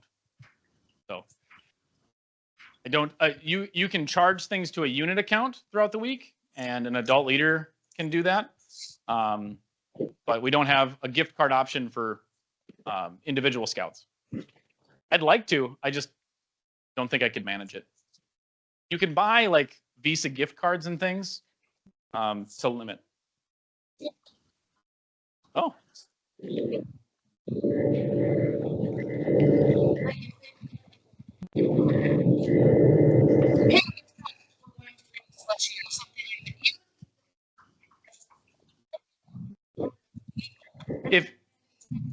If you want to purchase any of the components of the snack pack as like a recognition thing, let's talk offline about that. I think we could probably do that. Like if you wanted to buy extra snack packs, we could probably work that out so that you have the tickets to give out.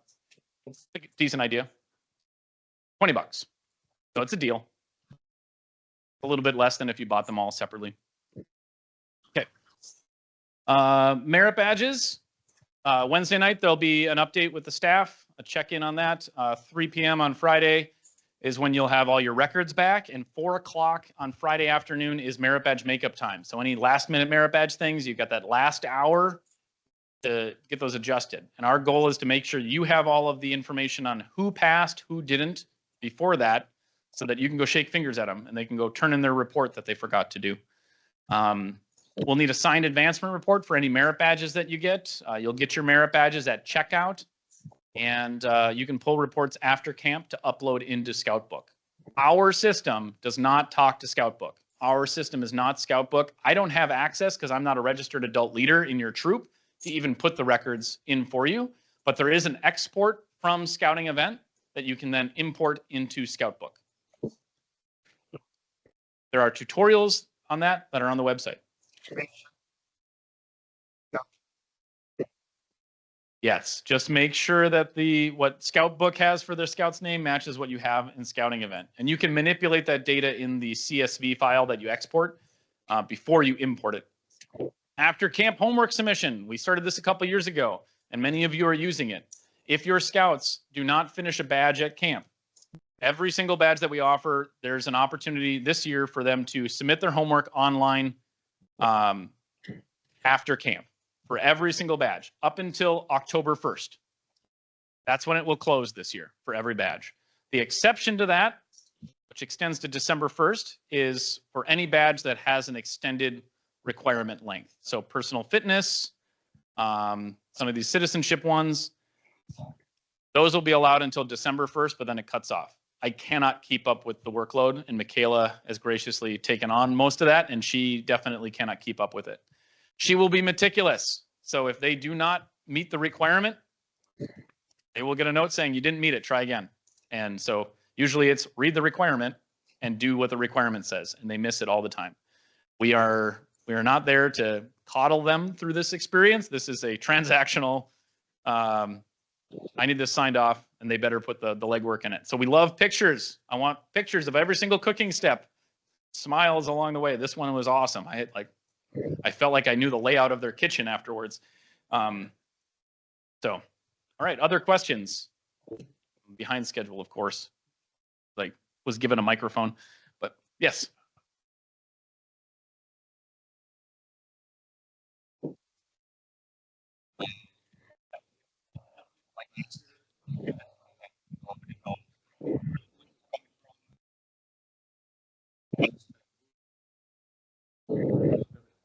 The Camp Cup, can we get the requirements for the Camp Cup or more direction on the Camp Cup before you get to camp?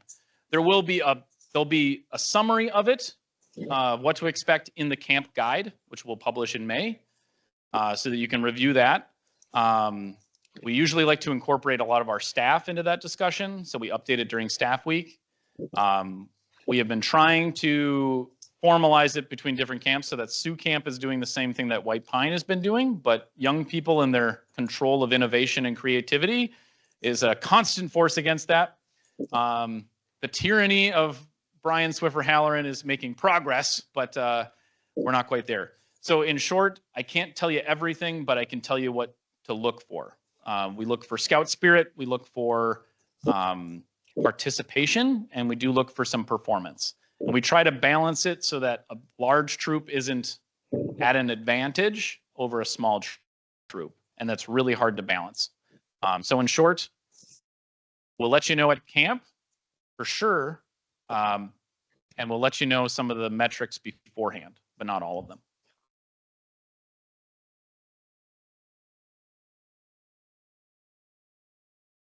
Yes. Oh, okay. Some staff go rogue, and we got to rein that in too. So there's that. But it'll be talked about at the camp tour, and it'll be talked about at roundtable, and it will be in your binder in your campsite. Yes. OA callouts. When are they? How are they? OA callouts are on Friday night. Friday night is our recognition campfire where the scouts get to perform skits. They have to try those skits out with us, and that's when we're going to do our OA call out is on Friday night. So if parents want to come up and camp in Family Island that night and see the OA call out and then help transport people home the next day, that's a good way of doing it. As opposed to driving home really, really late on Sunday night, which used to be how we did it. So it'll be on Friday night as part of our recognition campfire. There will be fire, there will not be regalia. And if you will have a chance to review that OA call out list, double check it before those names get called out. You'll also have the chance to phonetically spell any last names or first names at that time to help us out. If you're out of council, I don't have access to your lodge information for callouts, so you'll just provide us with those names at check-in. Yes, Sean.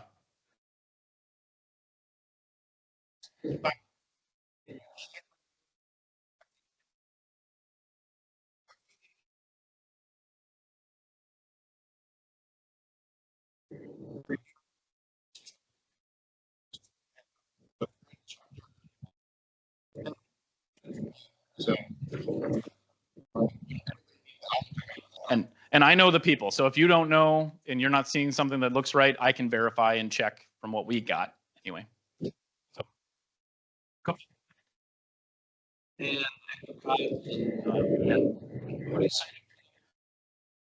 Yeah, the question is snack packs, cots, tents, equipment. How do you sign up for those things? They're in your registration, and your registration will have campers and participants, and your registration will have a registration contact person.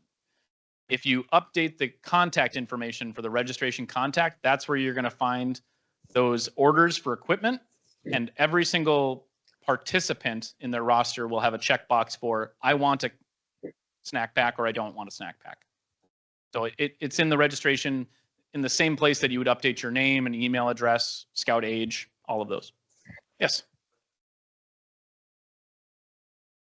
Oh, thank you for bringing that up. White Pine, if you're camping in White Pine, you don't pay for tents. You don't pay for cots. They're up on wooden platforms. If you're in Sioux and Chippewa, you do have to rent them. You will pay for that, and they will not be on wooden platforms. So camp in White Pine if you like wooden platforms and free tents. Yes.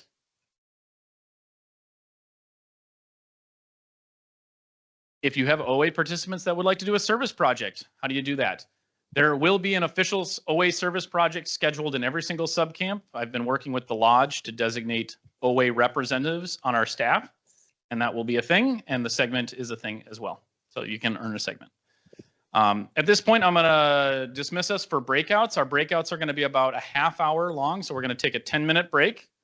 We have 2 different breakouts. So one will be in this room with me, and that'll be for new troops or new troop leaders, and you want to ask me every single question.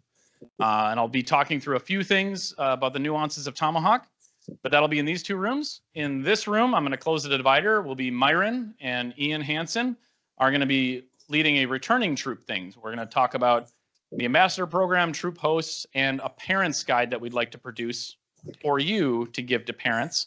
But we want your feedback in what to put in it. We want your feedback there, and if there's extra time, we'll talk about tips and tricks to making your camp experience better.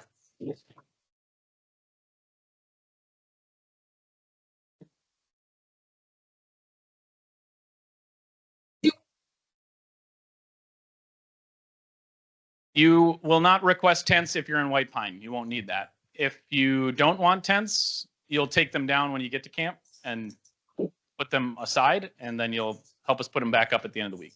If you want to use your own tents. Or put your tent inside of our tents. We call that the Tomahawk Special. Steve? You don't need to request cots this year either. Every tent will have a cot. Rain flies you will request for White Pine. All right. We'll break out. There's coffee back here. Bathrooms are down the hall. If you would like to ask me a question individually, you can help me put the divider up.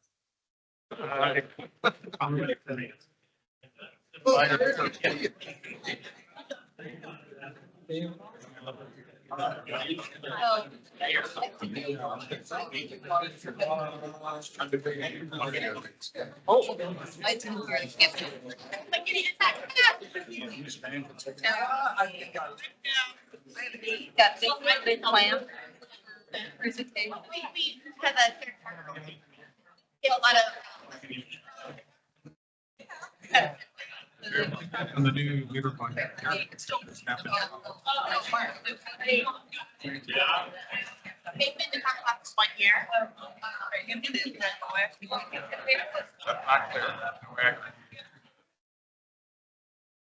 Media focus this year. It's supposed to go.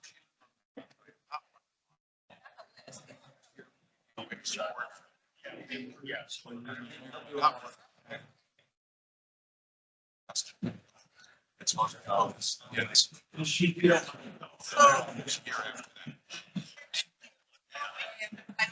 I know that going on. Unsure. They get over there. I will be tired. I'm involved with no staff. It's a lot of fun. Certainly be happy to talk with you more about it. Really.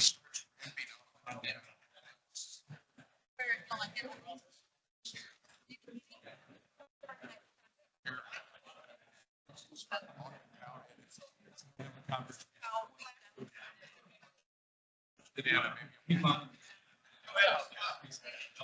don't even. They do all of that in Beijing. They don't even have a location set as far as. Probably not, but there was kind of.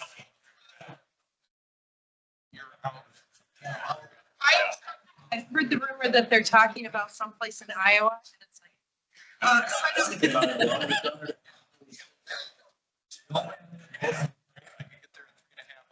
exactly. Closest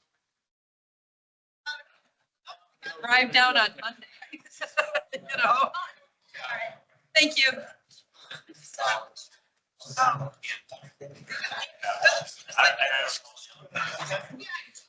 like, hey, why am I getting? Why am I getting covered? You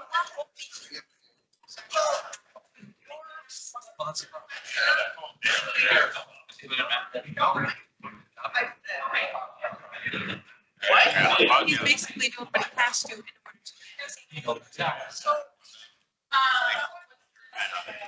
And Sam Anderson. Whatever.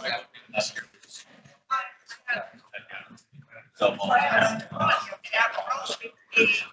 do that.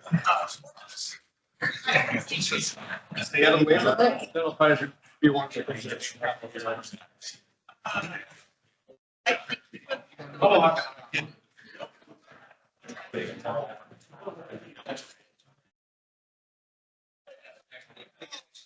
Yeah, it's all positive. They can't just stick around. Yeah.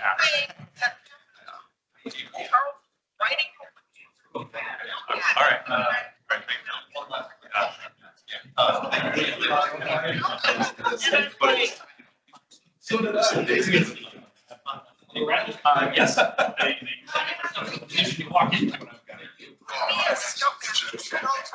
Sometimes. Yeah. A little bit.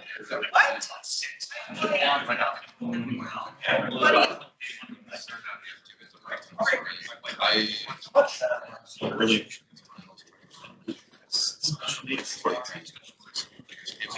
Holmes probably about the same way. I'm trying to possible as it's not or it's challenging as significant behavioral things.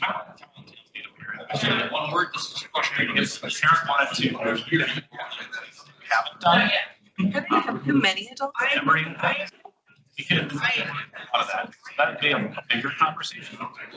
And let's make sure I'm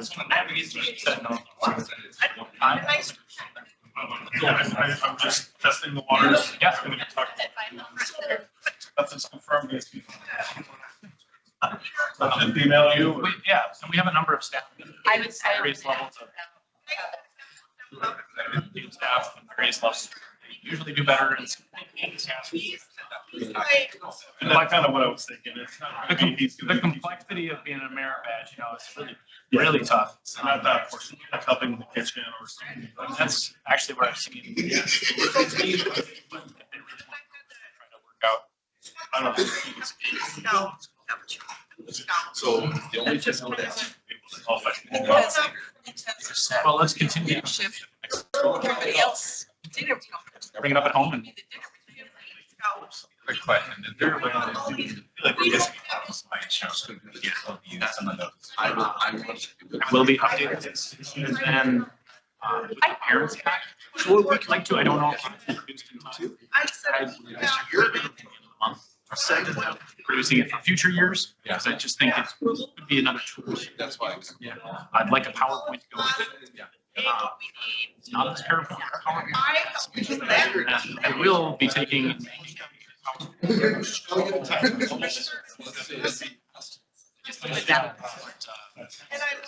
Doing that, so if you're looking for a visual to put up on the screen, you can, but not everybody has that ability. And so we're gonna, and we usually do some of those slides. It really helps. this presentation, I will. So it'll be on the resource.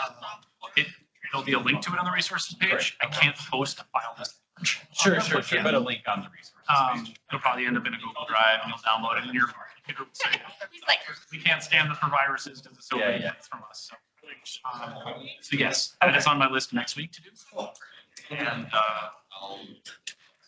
Probably. good morning. Okay, quick question about streaming service. It's literally just when you get the kick. We're all. I need a beer hug, man. No, I can't. The categories. So it's easier just to. Yeah. You're Oh my gosh. Yeah. I would say full. I think it's swimming merit badge. It's one for you, turn those. And then You counselor? Hey, you're fine. Just sign up. I'll endorse that. 15 conference. I'm still doing the same whole thing. And people until they pay. Actually, advanced. Separate site. Once we have access to that. Yeah, right across the Morse. Yeah. Sit down and. Whatever. Yeah, whatever. I mean, you saw my email? Yeah, I have you on Facebook. Yeah. Send you $50. Yeah. I don't do that. I'll just send you an off topic, like, hey, how much snow do you have on your side of town? Yeah. I don't know. Try to.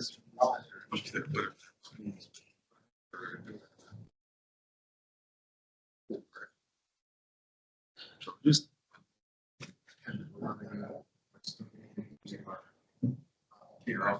All there. Yeah.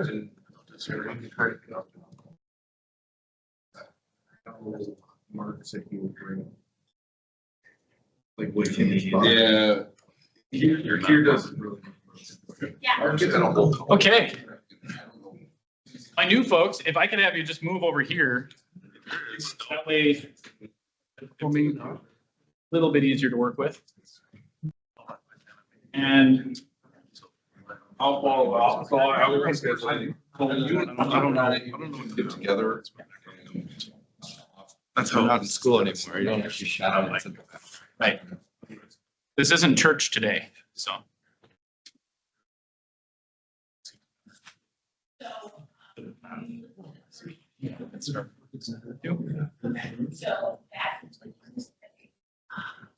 It might make it harder. It doesn't have to be.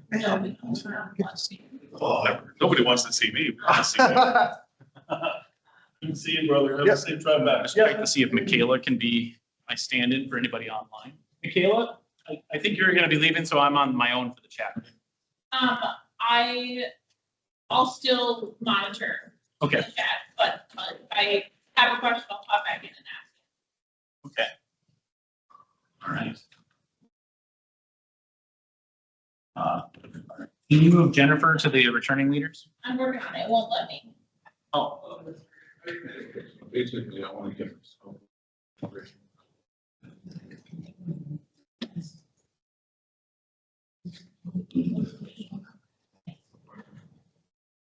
So they will get stuff.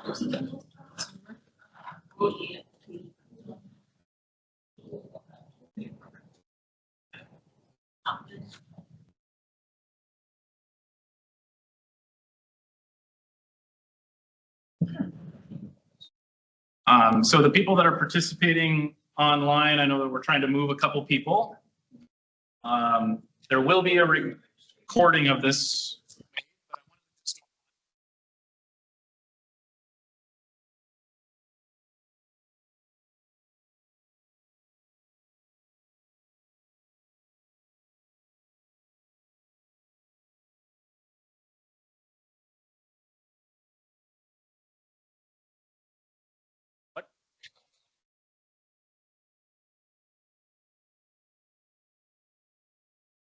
How about now? Can you hear me now online?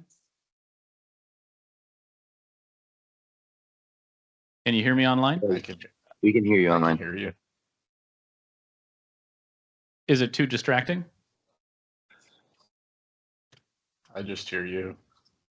Fantastic. Just making sure all of this AV works. It's insane that this room actually works. It's crazy. Let's go back to my notes here. I don't have anything like really formal or official for this. This is an opportunity for you to ask any questions that you otherwise didn't want to ask in front of the whole group. I do want to go through troop activities in the book. Michaela, do you have an extra packet I could steal?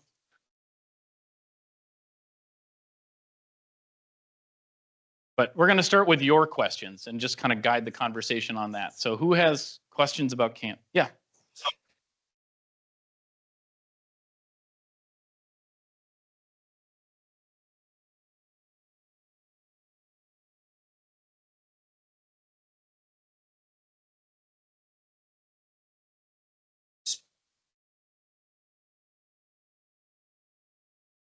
Yeah, so the question is, for first-year campers doing the Brown Sea program, are they automatically signed up for merit badges? And no, they're not. You get to pick. I make recommendations. If they've gone through a lot of the swimming lessons, swimming merit badge is great to get that out of the way if they're a confident swimmer. That's a really good one for first-year scouts. It's physical, you know, it's not all mental. And if you know that they're a good swimmer, they're going to be successful at it. And it's an Eagle required that they get out of the way. So that can help them make that star rank a little bit quicker down the road. And then leather work I like because it's manageable. They can all do it. They can be successful at it. And they get something to take home.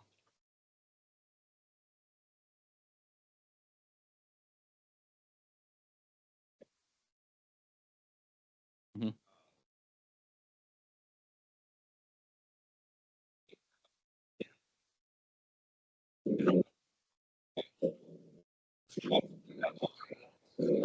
Some of the like nature badges can be pretty easily attained.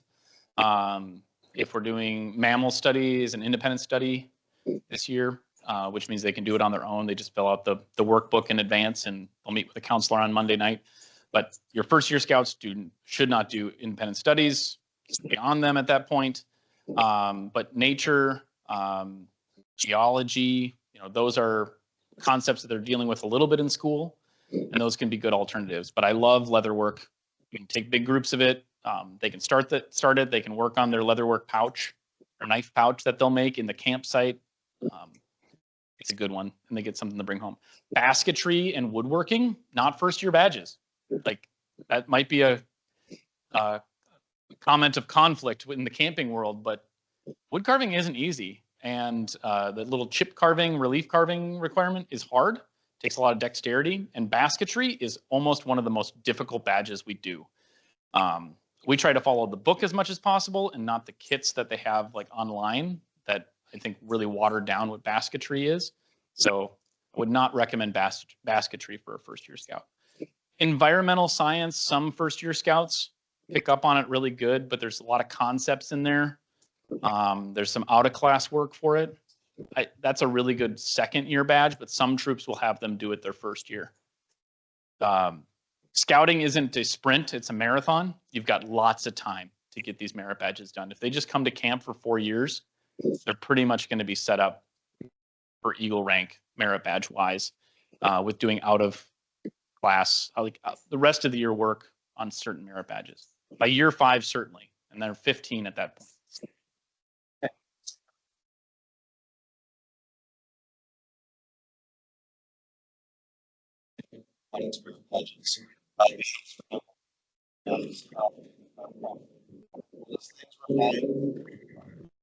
If they've done swimming lessons level 5 and above, you know, they're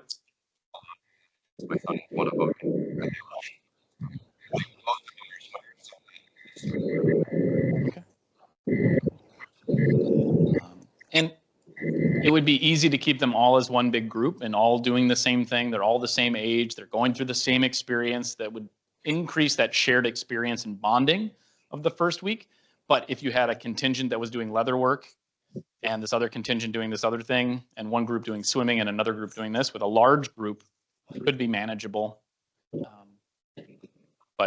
So a swimming option with an alternate option, and then everybody else doing leather work, what I see a lot of troops do. Right. Yeah, great.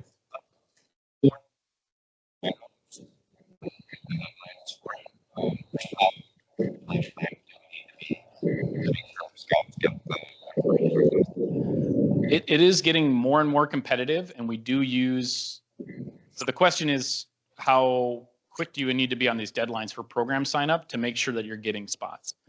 For the older scout programs, I'd say right away. That Tuesday night, for your 16 and your 14-year-olds, You got to be there. My capacities for that are limited by standards, van space, equipment. It's really hard for me to stretch those capacities for any older scout programs that are 13 and above generally. But your younger scouts and merit badges, I have more flexibility. It's usually not equipment based, it's more staff allotment, and I can work with that. So all of our programs are going to have a waitlist option. And it's in the tutorial videos, and I neglected to say that, but for the presentation purpose, I'm going to make sure that everybody knows that there are tutorials online where I walk through all of the Black Pug scouting event. It's a scouting event to you, Black Pug to me, that's the software company.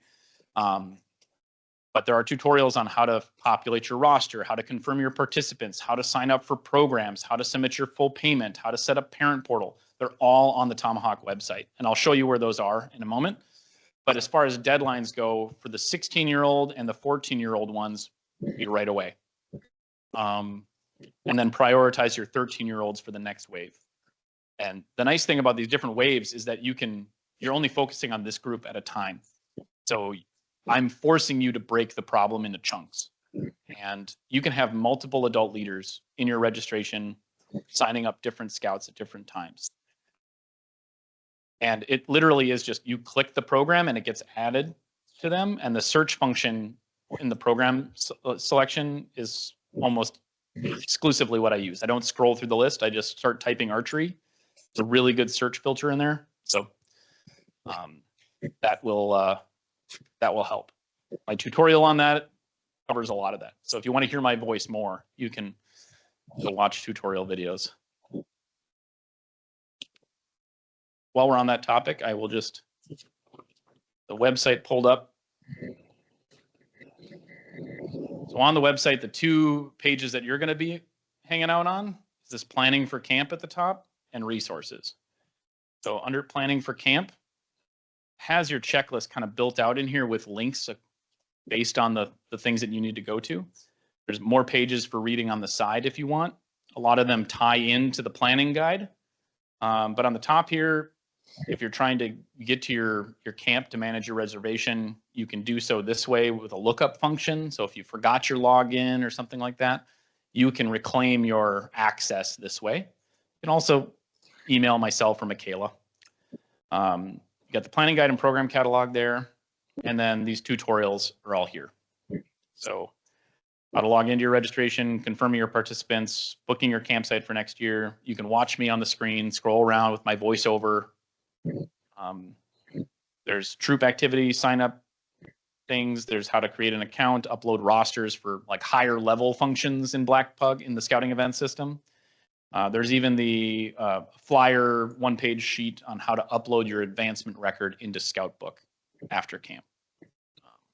And parent portal on there as well. So that's that resource. And then for quick things, just like there's a form, I'm trying to download another health form. It's on the resources page. Menus are on there, planning documents are on there. Many of them are referenced in the booklets, but feel free to look at that. We got maps. In the big presentation, I talked about the Google Street Views for your campsites, subcamps and campsites. And then in here, you can look at Menominee campsite, 360 view. Now I'm in Menominee.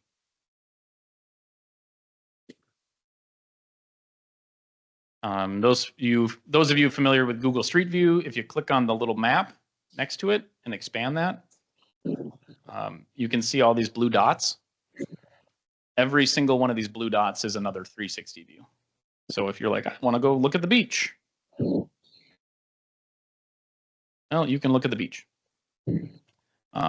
So this is something for your first year scouts or parents to familiarize them with camp. If you wanted to do a little side exploration for all of them, make them a scavenger hunt, they could. Jeff Dyer right there. Wow. Old photo.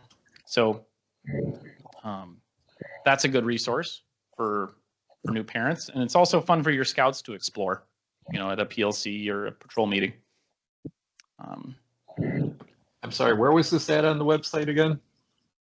It's under About. It's on the About Tomahawk page.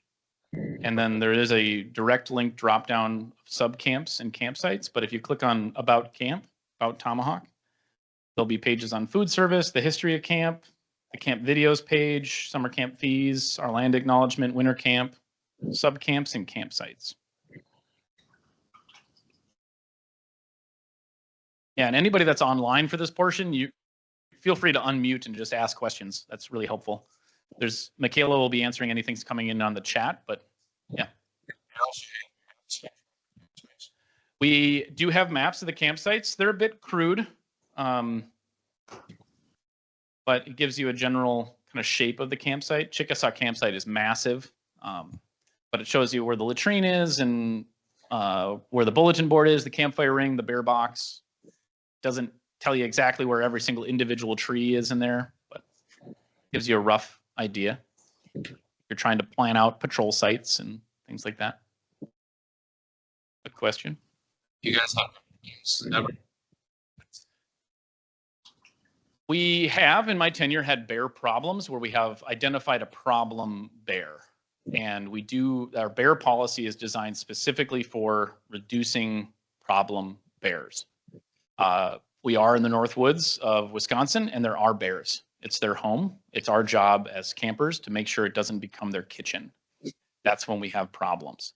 Bears, they look like a large dog, the ones that we see mostly, and they're generally, the ones that you might see are going to be like a yearling that's off on their own for the first time, and they're exploring.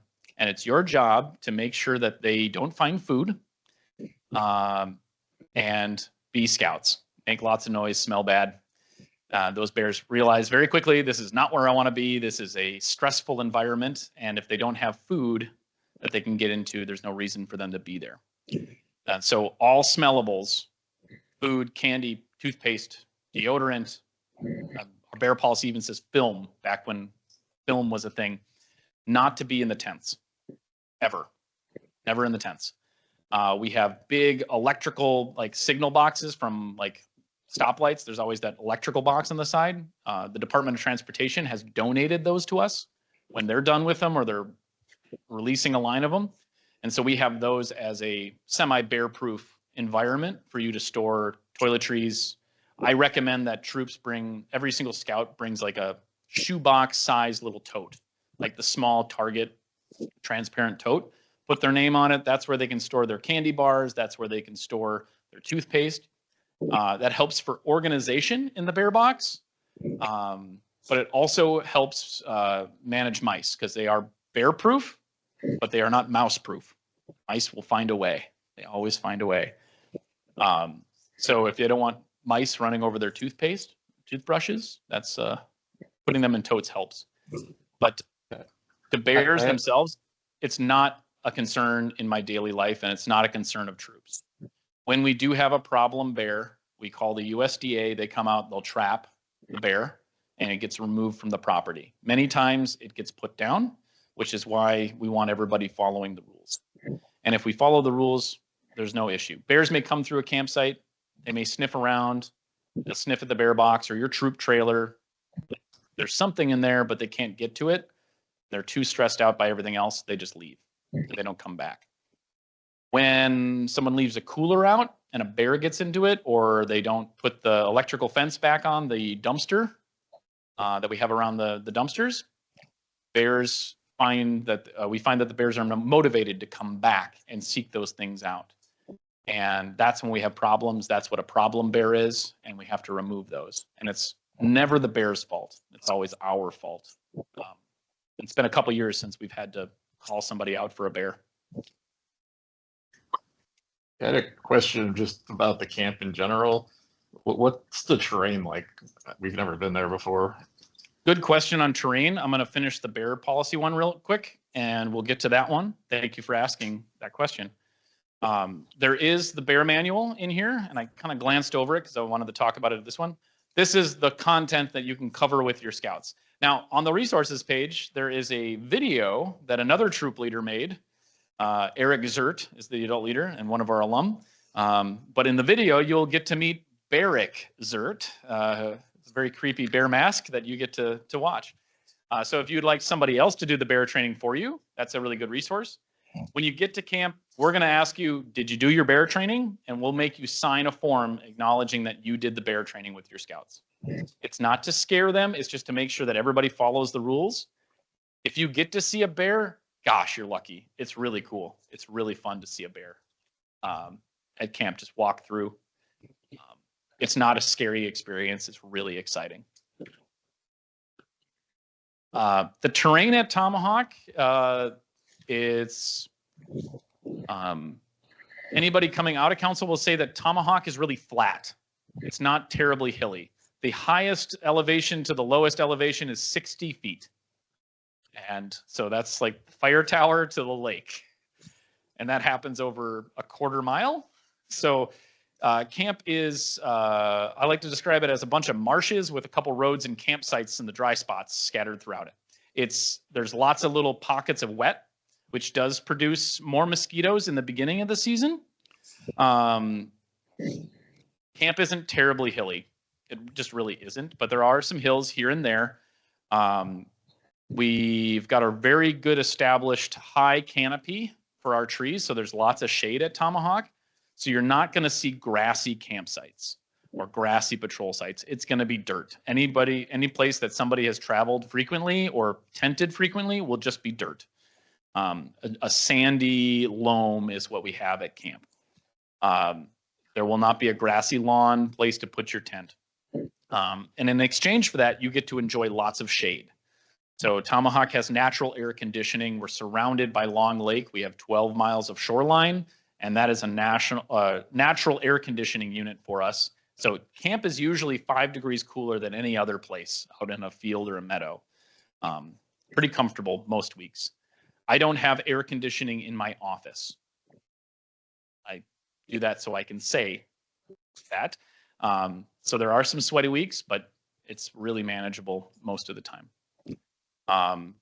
Mosquitoes, since I brought that up, we do fog all of the campsites before camp starts to kind of take the brunt of mosquitoes out, so that we fog or spray all the trees and any places in your campsite that mosquitoes could land on. And that helps bring them down a little bit. It also works for deer ticks. We have a lot of deer ticks in the North Woods of Wisconsin, and they do carry Lyme disease. Since we have started fogging, especially spraying our staff tenting areas, my Lyme disease cases for workers' comp has gone down from like 20 every summer to 0. So I don't think I had one Lyme disease case last summer, maybe one. And it's easy for us to identify because we're used to it. But antibiotics treat it. It's pretty easy to manage as long as you catch it quickly. So if anybody is exhibiting flu-like symptoms without the nausea, achy joints, basically big fatigue, let your doctor know that you were camping in northern Wisconsin, northwestern Wisconsin. Pretty manageable after that, and they'll know what to do from there. But there are bugs, so you can bring mosquito netting and put it up in your tents, or bring your own tents for that mosquito netting. But we don't necessarily provide it. We'll sell you mosquito netting. When I was a camp staff member, before we were fogging all of the tenting areas, I just found it easier to camp with a sheet over the top of me, and I didn't have to deal with it very much. So mosquitoes will be present. They're different every year, depending on what the weather conditions are. So just be prepared for it. You are allowed to bring over-the-counter fogging or mosquito treatment things. So if you want to bring your own mosquito spray for the campsite treatment, you're allowed to do that, as long as you bought it at like Menards or something, and that you're using it as directed and not pouring it directly in the lake. That really does a number on aquatic life. Did I answer the terrain question? Yeah, I had one more question about the terrain. I saw on the website that you guys allow bikes there, but it has to be fat tire bikes. What does that actually consist of? Because I looked online, there's no... It says wider tires, just to make sure that people aren't bringing road, like street tires, because it's gravel. So any standard mountain bike that you'd buy at Walmart will be just fine. Okay. If you want a really good metric reference, my tires that I bike on are 38 millimeters wide, and they're smooth. So if you're wider than that, you're good to go. Okay. And one of the leaders is disabled. I think he called, but I'm not positive about bringing a golf cart. Is that something he could do or no? Yes, if you contact us in advance for mobility issues, we can make accommodations for that. We can either let you drive a vehicle to different parts of camp to shorten those distances for walking, or if you want to bring a golf cart, that is something you're allowed to do. We just require that there's some insurance on that golf cart, just like you would with any vehicle, and you're welcome to bring it. That doesn't mean that that person is the person that runs to the trading post every single time you need something or a bag of ice. It's for that person to get around to program. I've had some issues with people abusing that a little bit, but not really. But we want everybody to feel welcome and be able to get around in camp and do that. So we do have special use permits. They're blue permits for parking permits, and we'll give those to people that need that additional access. And that allows them to drive and camp, park anywhere that there's gravel, basically, to help people get around. Okay. Reach out to us. We'll put the note in your registration, and we'll have that blue pass ready for you at check-in. Does the blue pass mean that there can be a vehicle at our campsite? The blue pass means that you can camp at you can park at the entrance to your campsite, but does not necessarily mean you can park in your campsite. I don't want vehicles inside the campsite. Golf carts, however, I have allowed inside the campsite, depending on what the mobility need is. So what about like troop trailers? Troop trailers, you're allowed to park your troop trailer in your campsite. You can put it anywhere you want in your campsite, as long as you can get it in and out. So depending on your campsite, and I'd be happy to. We're going to be at Seneca, so that. Okay, so it'll be a bit of a challenge to get your troop trailer all the way down the hill, but depending on what kind of truck you got and what the weather conditions are, you can get it pretty far back in there. Okay. There's a long trail leading into Seneca, and you could park it at the top of that before it starts going downhill to the lake. Okay. Right. So Seneca does have a decent amount of terrain from the top of Seneca campsite to where the campsite proper is, but there is a lakeshore trail. So the scouts don't have to hike up the hill just to hike back down again. They can hike along the lake, which is a much better hiking experience. Okay. What's the temperature of the lake? Cold. The temperature of the lake is usually 65 to 75, mostly 68, I'd say. So scouts are normally like swimming for 45 minutes, and then PSA standards say that they should come out and take a break after 45 minutes. So our afternoon swims and troop activities, they start, and then 45 minutes, they're usually 45 minutes in the water, and then there's a transition to another program or a break. And that's when lifeguards will reapply sunscreen and drink water and do that. So they work in tandem on that. The lake is very cool and refreshing, but there's times I've dove into it when I was a beach staff member, and I was like, this is not refreshing. This is too warm. Those are on when we don't have a lot of wind and it's been warm. The top layer of water will get bathtub warm, but mostly it's cold. Similar question. What's the weather typically at the end of July? There'll be a thunderstorm at some point. Usually we have like a cycle every week where the humidity builds, the temperature builds, and then that breaks with a cold front, which is met with a thunderstorm. Thunderstorms are pretty manageable. We try to keep people in the storm shelters for as little amount of time as possible. And we have a siren that notifies everybody of the storm. And there's a text message service that every adult will be asked to sign up for when you get to camp. And that will notify you of different program changes and program reminders and severe weather alerts. But the weather, was it like high 50s at night is kind of the coldest, 50, and then the highs during the day. If it gets into the 90s, that's a hot day. That's a hot day. We start changing some programs around. But normally we'll see, 80 mid 80s as a high, low 80s as a high. Nights can get down to about 50 degrees, which is awesome for sleeping. Are thunderstorms the only severe weather we need to concern ourselves with? There may be tornadoes. They're less frequent. We have the storm shelters for that, and we monitor weather all the time. And every single adult leader at camp also has their phone out and are expert meteorologists. So they remind us as well. But yeah, that's basically it. Wind is the thing we're concerned about. I'm not concerned with lightning as much. We're not on mountaintops. We're surrounded by large trees.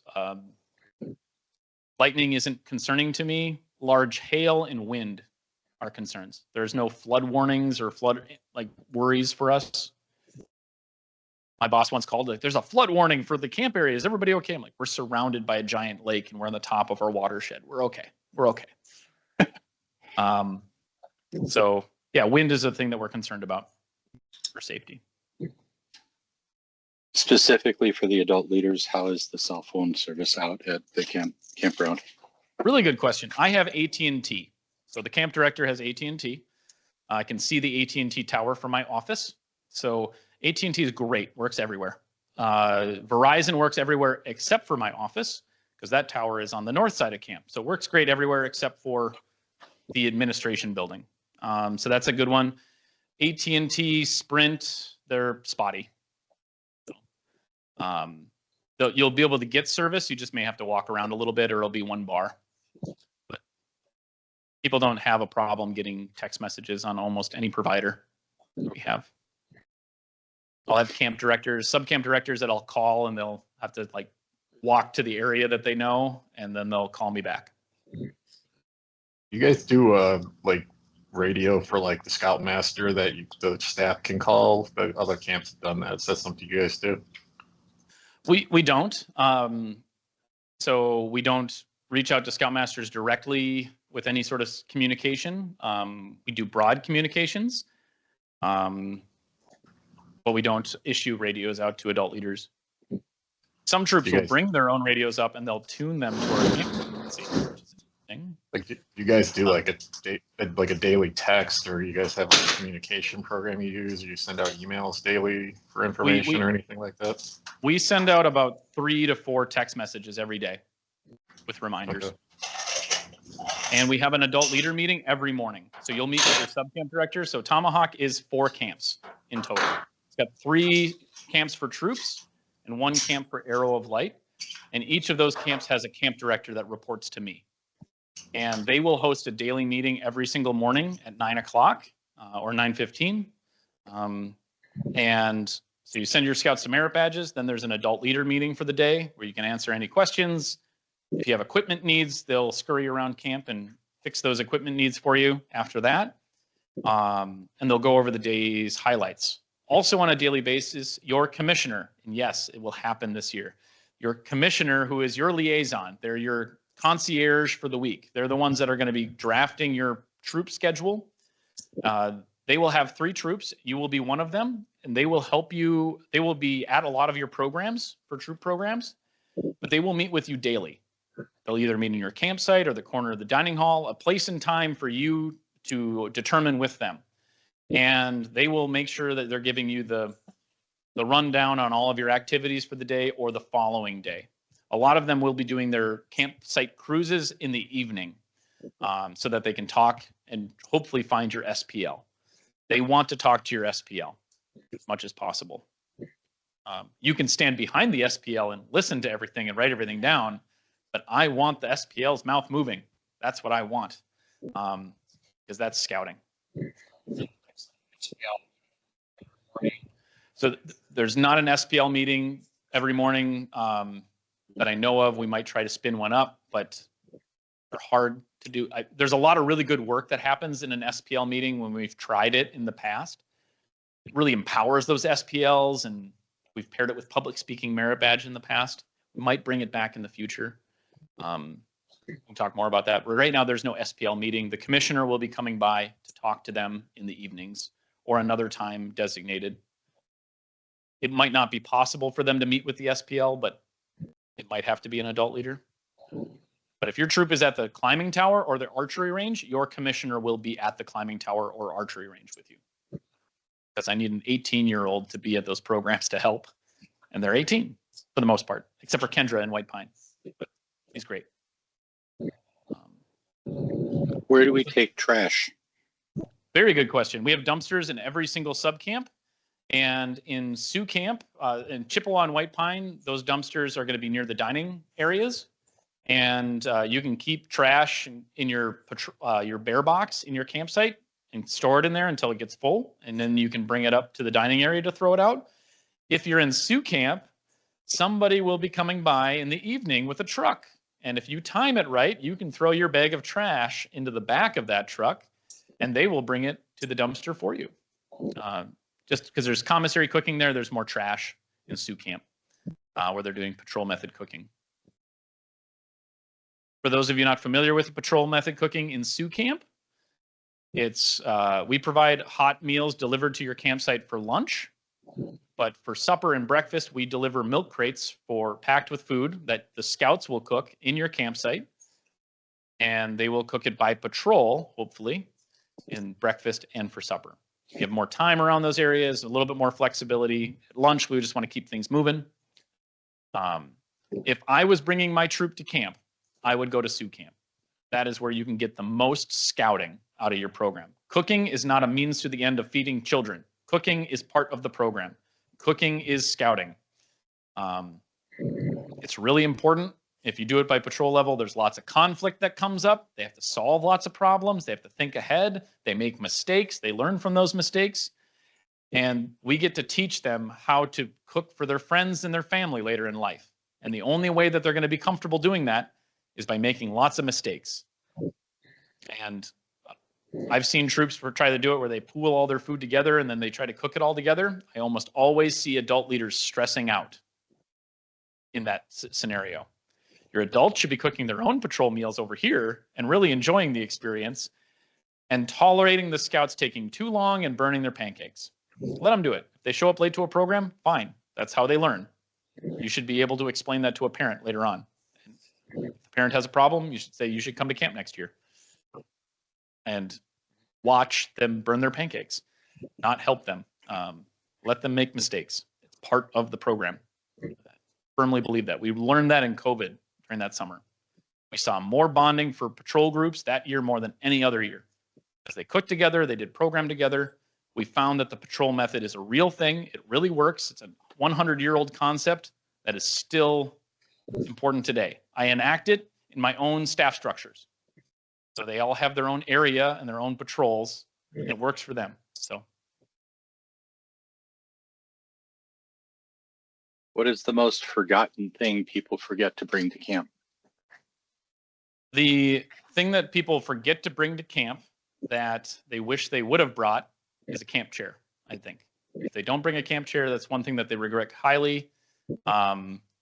Raincoat. If you don't bring a raincoat, your time at camp is going to be really bad. Denise, rain gear is what Denise says. Julie, bug spray. Okay. Craig, bug spray, raincoat. Yeah.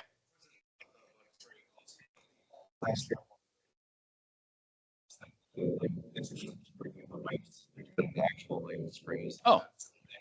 Question is bug spray and regulations of what kind of bug spray or what you should use. The wipes are easy and convenient. There's a lot of waste with them, but they're easy to work with. The spray had two reasons in the past for why we didn't want the aerosol spray. Reason one was the ozone at the time, but that's been resolved. They no longer have ozone damaging chemicals in aerosols. Or I might be saying that wrong, but that's the concept. The other one was scouts and fire and aerosols is a very tempting and dangerous thing, where they try to make little torches and stuff out of them. So if you think you can manage that, I have no problem with you applying bug spray with aerosols. Just know that that is a combustible material that should be controlled and secured, and rules should be around that. The pump ones are easy as well. Wipes are good. Lotions are good. No. Good question. And talk about segments real quick. We have segments. It's a camper recognition program. You decide if they've earned a segment or not. In the planning guide, there is a segments page. And they can get it for just going to the range and shooting at a target, hitting the target, just going on a canoe ride, going to logging camp and visiting that. These are low entry points. These are ways for scouts to track their progress and feel like they've accomplished something. This gives mom and dad back at home proof that their scout did lots of things and got a lot out of it. It also is fun to watch when people walk up to a scout like, what's that? What's that segment thing? What's going on? And then the scout starts talking about their whole camp experience. Oh, I got this one for doing this, and this was the storm shelter time that we went there, and it can really help tell the story of camp. I love seeing it because it's a marketing thing as well, but I don't necessarily want you to put it on your uniform. You can, that's great. It looks good. You can sew them on your uniforms, but I think sew it on your sash, even though there's rules about what you can put in your sash, but I say, forget that, it's reasonable. Put it on your sash, and then you can track. You put your round patch for the year with all the segments that you got that year around that patch. The next year, you put your other round patch with the segments you earned that year. And it helps tell their story through camp. It looks really good on an Eagle Court of Honor display table. That's really good. It goes on, you can put it on a patch blanket. But the segments are really good for that. You decide what those are. You can track the progress throughout the week. On Thursday, you'll fill out an order form, do your best guess on telling us what you need, and you'll submit that to us. We'll pack it for you, and you can have somebody pick it up at checkout. We're moving that to checkout this year. Yes, Julie. So, yeah, if you miss a scout with a segment, you can get the segment later. I also stock them here at the office, so if you're in the local area, you can pick them up. You can get them at checkout. We'll have extra ones at checkout. That's where we'll store them. Yeah. So the segment programs are really good. Oh, good. Okay. Troop activities. I want to just flag the ones that are outside of your sub camps. I think I did an okay job of that. So on page 4 of the program catalog, Sioux and Chippewa have a shared shotgun range. It's more in Sioux camp. It's just a further hike. Conservation projects. If you want to do a conservation project that usually takes about 2 hours, we can also do this where you do it on your off time on your own and work with you in advance. So you can call in advance if you want to do this outside of troop activity time. Big boat sailing is in your sub camp, but as you can see, you can only fit 6 scouts on that. So that might be a good thing to pair with horseback riding. So some kids go horseback riding and some kids go to the big boat. Or some kids go to the big boat and some kids do the Voyager canoe. Tie-dye shirt making. We'll sell you the shirts and sell you the tie-dye kits. It's an activity. We'll do it for you. We'll tie-dye anything you want to tie-dye. And you can just buy the shirts from the trading post. Watermelon Mall, we'll sell you a watermelon in a program and you play around with it in the water and your scouts try to steal it from each other and basically water polo with watermelon. It's a lot of fun. Low cope. Shucks, it's in there as low cope. It should be team building games or team initiative games. When it says low cope, people try to go to the old low cope course. This will be done in your camp. It's team building. It's initiative games. It's problem solving and communication. So it's a good thing for your scouts to do. We usually set up a goal. We plan on them failing the accomplished task right away. And then they have to regroup, communicate, talk about it, work through it, and then they have reflections at the end. It's a really good scout problem solving thing. Beaver, it could be, it'll probably be in the parade field. We're going to have like the equipment for that, cones and other things. Like blindfolds are usually part of it for some things. Beaver tails is just learn about beavers. Beavers are awesome. We dress up a scout with all of the attributes of beavers. Like, so they give them a big tail and goggles and first class aquatics. So if you want to work on advancement stuff, we can pretty much schedule advancement programs for you in addition to what you get at Brown Sea. So we can do that anytime. Owl pellets, you dissect an owl pellet, you pay for as many owl pellets as you want. There's some handicraft things that you do in your sub camp. The next page, page 6, I tried to consolidate all of the out of camp things that take special attention on this page. So logging camp is about 2.5 miles, 2 miles away from your sub camp. Makes a really good 5-mile hike. You should hike there. Don't drive. Hiking's for winners sometimes. There's accessibility things sometimes, but hiking is great. You leave after lunch, you hike up there, you do some activities, you drink some root beer, you hike back, you get the 5-mile hike requirement done, you bring a compass and a map, you've got it accomplished. Done. That's your first year scouts should all hike out there. The bridge issues from White Pine have mostly been fixed, so you won't fall in the water. So please don't hike on the road. We have awesome trails for that. We do have a troop bike program that's new this year. So your troop can come up to the Welcome Center and go on a bike ride. We'll keep it on gravel. We're not going to do much more than that, but you could take the bikes and then bike to go see the bison, which are in that area. Go visit the bison. That's a really good thing. Or bike down to the fire tower, or bike to the driving range, or whatever it might be. We're trying it out. So there'll be staff getting you on bikes, getting you fitted with helmets, and send you on your way. It can be paired with other things. You will be able to ride the bus to that one because it's going to go to the Berglund Center. Ice cream outpost. White Pine and Sioux and Chippewa have different variations of that. There's an ice cream shop. It's across the lake from Sioux Camp and Chippewa. So you can canoe across the lake to go to the ice cream shop. It's fun because you have a destination and a treat at the end. I would love to make my own ice cream shop at logging camp, and you could canoe to logging camp. You can canoe to logging camp right now, which if you're in White Pine, that's the best way to get there, I'd say, is canoeing to logging camp. It's shorter and it's fun. They zigzag their way all the way there, and then they paddle in a straight line on the way back. They learn how to paddle. And then White Pine, we like stash some ice cream for you on the shoreline up the shore, and then you paddle up there to go get it, and we'll charge your troop for it. Horseback riding. This is down in Chippewa. So if you're in White Pine, you'll be able to drive all the way down. I don't know why you didn't just go straight up. If you're in White Pine, you'll drive all the way down there, and we'll let you drive there. I want a couple troops this summer to pilot a take the bus down, ride back up to White Pine, and then a new troop from White Pine rides the horses back to Chippewa and takes the bus back. So I want 2 ambitious White Pine troops to help me pilot that this summer. The Bison History Center, those are up by the Berglund Center, which is centralized at camp. That's where you're going to check in. The driving range and the disc golf area are up there. Fire tower is kind of on your way to it. The canoe outpost we talked about today, that's the paddle the peninsula. I'll pick you up with canoes and drop you off. It's got a lot more stuff. If everybody online could just check their mute settings, like just getting a little bit of audio coming in. Thanks. We'll paddle. You can paddle all the way around and paddle back to your campsite. We'll pick up the canoes at the road, and so you can paddle back to your campsite. 5-mile hikes, and then of course logging camp. The logging camp options are in here. There's a 2 to 3:30 session. You are supposed to arrive at 2 o'clock, not start driving at 2 o'clock. Your program starts at 2. There's a hike session in the middle, another drive session, the overnight session, and then Logging Legends is an older scout morning program where they do dedicated blacksmithing and the shooting sports component.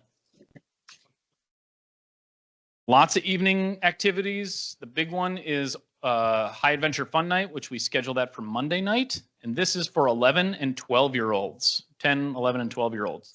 This is your way to dangle high adventure activities in front of them and get them excited about being an older scout at camp someday. This is not a way to get high adventure activities. There will be activities, but the flying squirrel will be open, but many, many people will want to do the flying squirrel and not everybody will get to do it. The minority of people that go will do flying squirrel. I will be trying to pilot with a few troops this summer doing the flying squirrel as a troop activity. You don't need to sign up for that because I know everybody wants to do it. So I'm going to try to pilot it with as many people as possible. The beach and the towers are open every single night. And there's a big race at the end of the week. There's cooking demos. And that's that. Any other questions? Yeah. The Natural Rock offsite climbing is at the Blue Hills, which is about 40 minutes away, and it's a natural rock face. That's the closest one to us, and they'll do real rock climbing out there. That's for older scouts, and we do rock climbing training with them on Tuesday, and then they do the rock climbing on Wednesday or Thursday, I believe, if I'm not mistaken. Oh, questions on here. Where am I starting? Michaela has a response there. Can we have more information about what a rainfly is? Yes, a rainfly will fit one picnic table underneath it comfortably and seat 6 people. It's a canvas square thing that you stake out to the sides. It has upright poles and a ridge pole that goes over it. It's a traditional, what you think of an old style scouting tarp. For a combination of programs, do you just add up the costs of each individual program to get the cost? Yes. So any extra things that you see that have costs in them, just add those up. That's what a scout will be charged. You'll also be able to see the charge when you sign them up for the program. The additional fees, you'll see those. There is a page in the planning guide for that, but also the program catalog in the very back will have additional fees tied to any program. And then move John Williams from the returning leaders group to the new leaders meeting, but we're going to be adjourning here soon. So.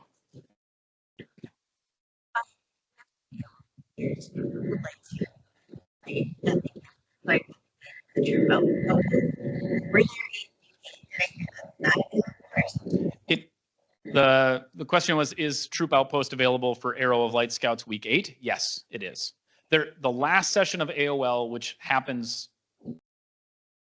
after troops leave, that last session of AOL does not have an outpost option because our staff leave on Monday. So staff will not be around for that. We'll probably be dropping that last session in 2026 and adding a 4th of July session. Like a family week or something. Yeah. Right. How big are the platforms that the tents are on? They are 12 by 12. And they're only in white pine. There are some in Chippewa and Sioux Camp, but troops built and paid for the lumber themselves. And they did all the work. They did them to our specifications. But the platforms are 12 by 12. We put a 9.5 by 7.5 tent on them, and there's room to stake them out to the sides. Yes.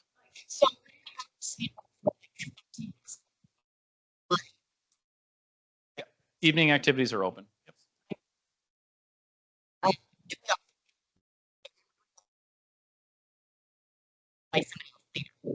The question is, when you sign up for troop activities, do you select the day that you do that troop activity? And the answer is no.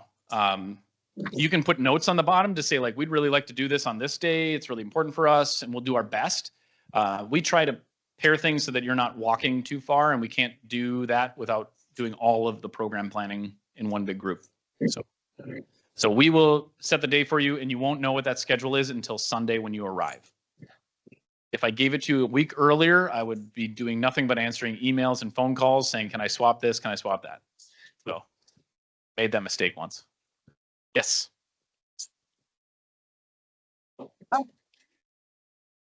Platforms, these, the booklet says that are 10 by 12. Are they 12 by 12? They're 10 by 12. We'll say 10 by 12. I know that they're 12 feet wide. I think they're 10 feet deep. They're 10 feet deep. 10 by 12. Thank you for bringing it up. Yeah. Yep. So they are quite large, and you can tie your tents out to them. If your tents are small enough, you can just put them inside of our tents. So that's good. Keeps them dry. Keeps them free of dew on the last day, so you never have to set them back up again. Right. I have to adjourn because I got to put the room away for the many point presentation, and I do need people to leave the parking lot soon so that there's room for the many point adult leaders to park in the parking lot. If you have any other questions, I would love to talk to you about them over the phone or by email. So send us an email at tomahawk@northernstar.org. That is on your planning guide in your folder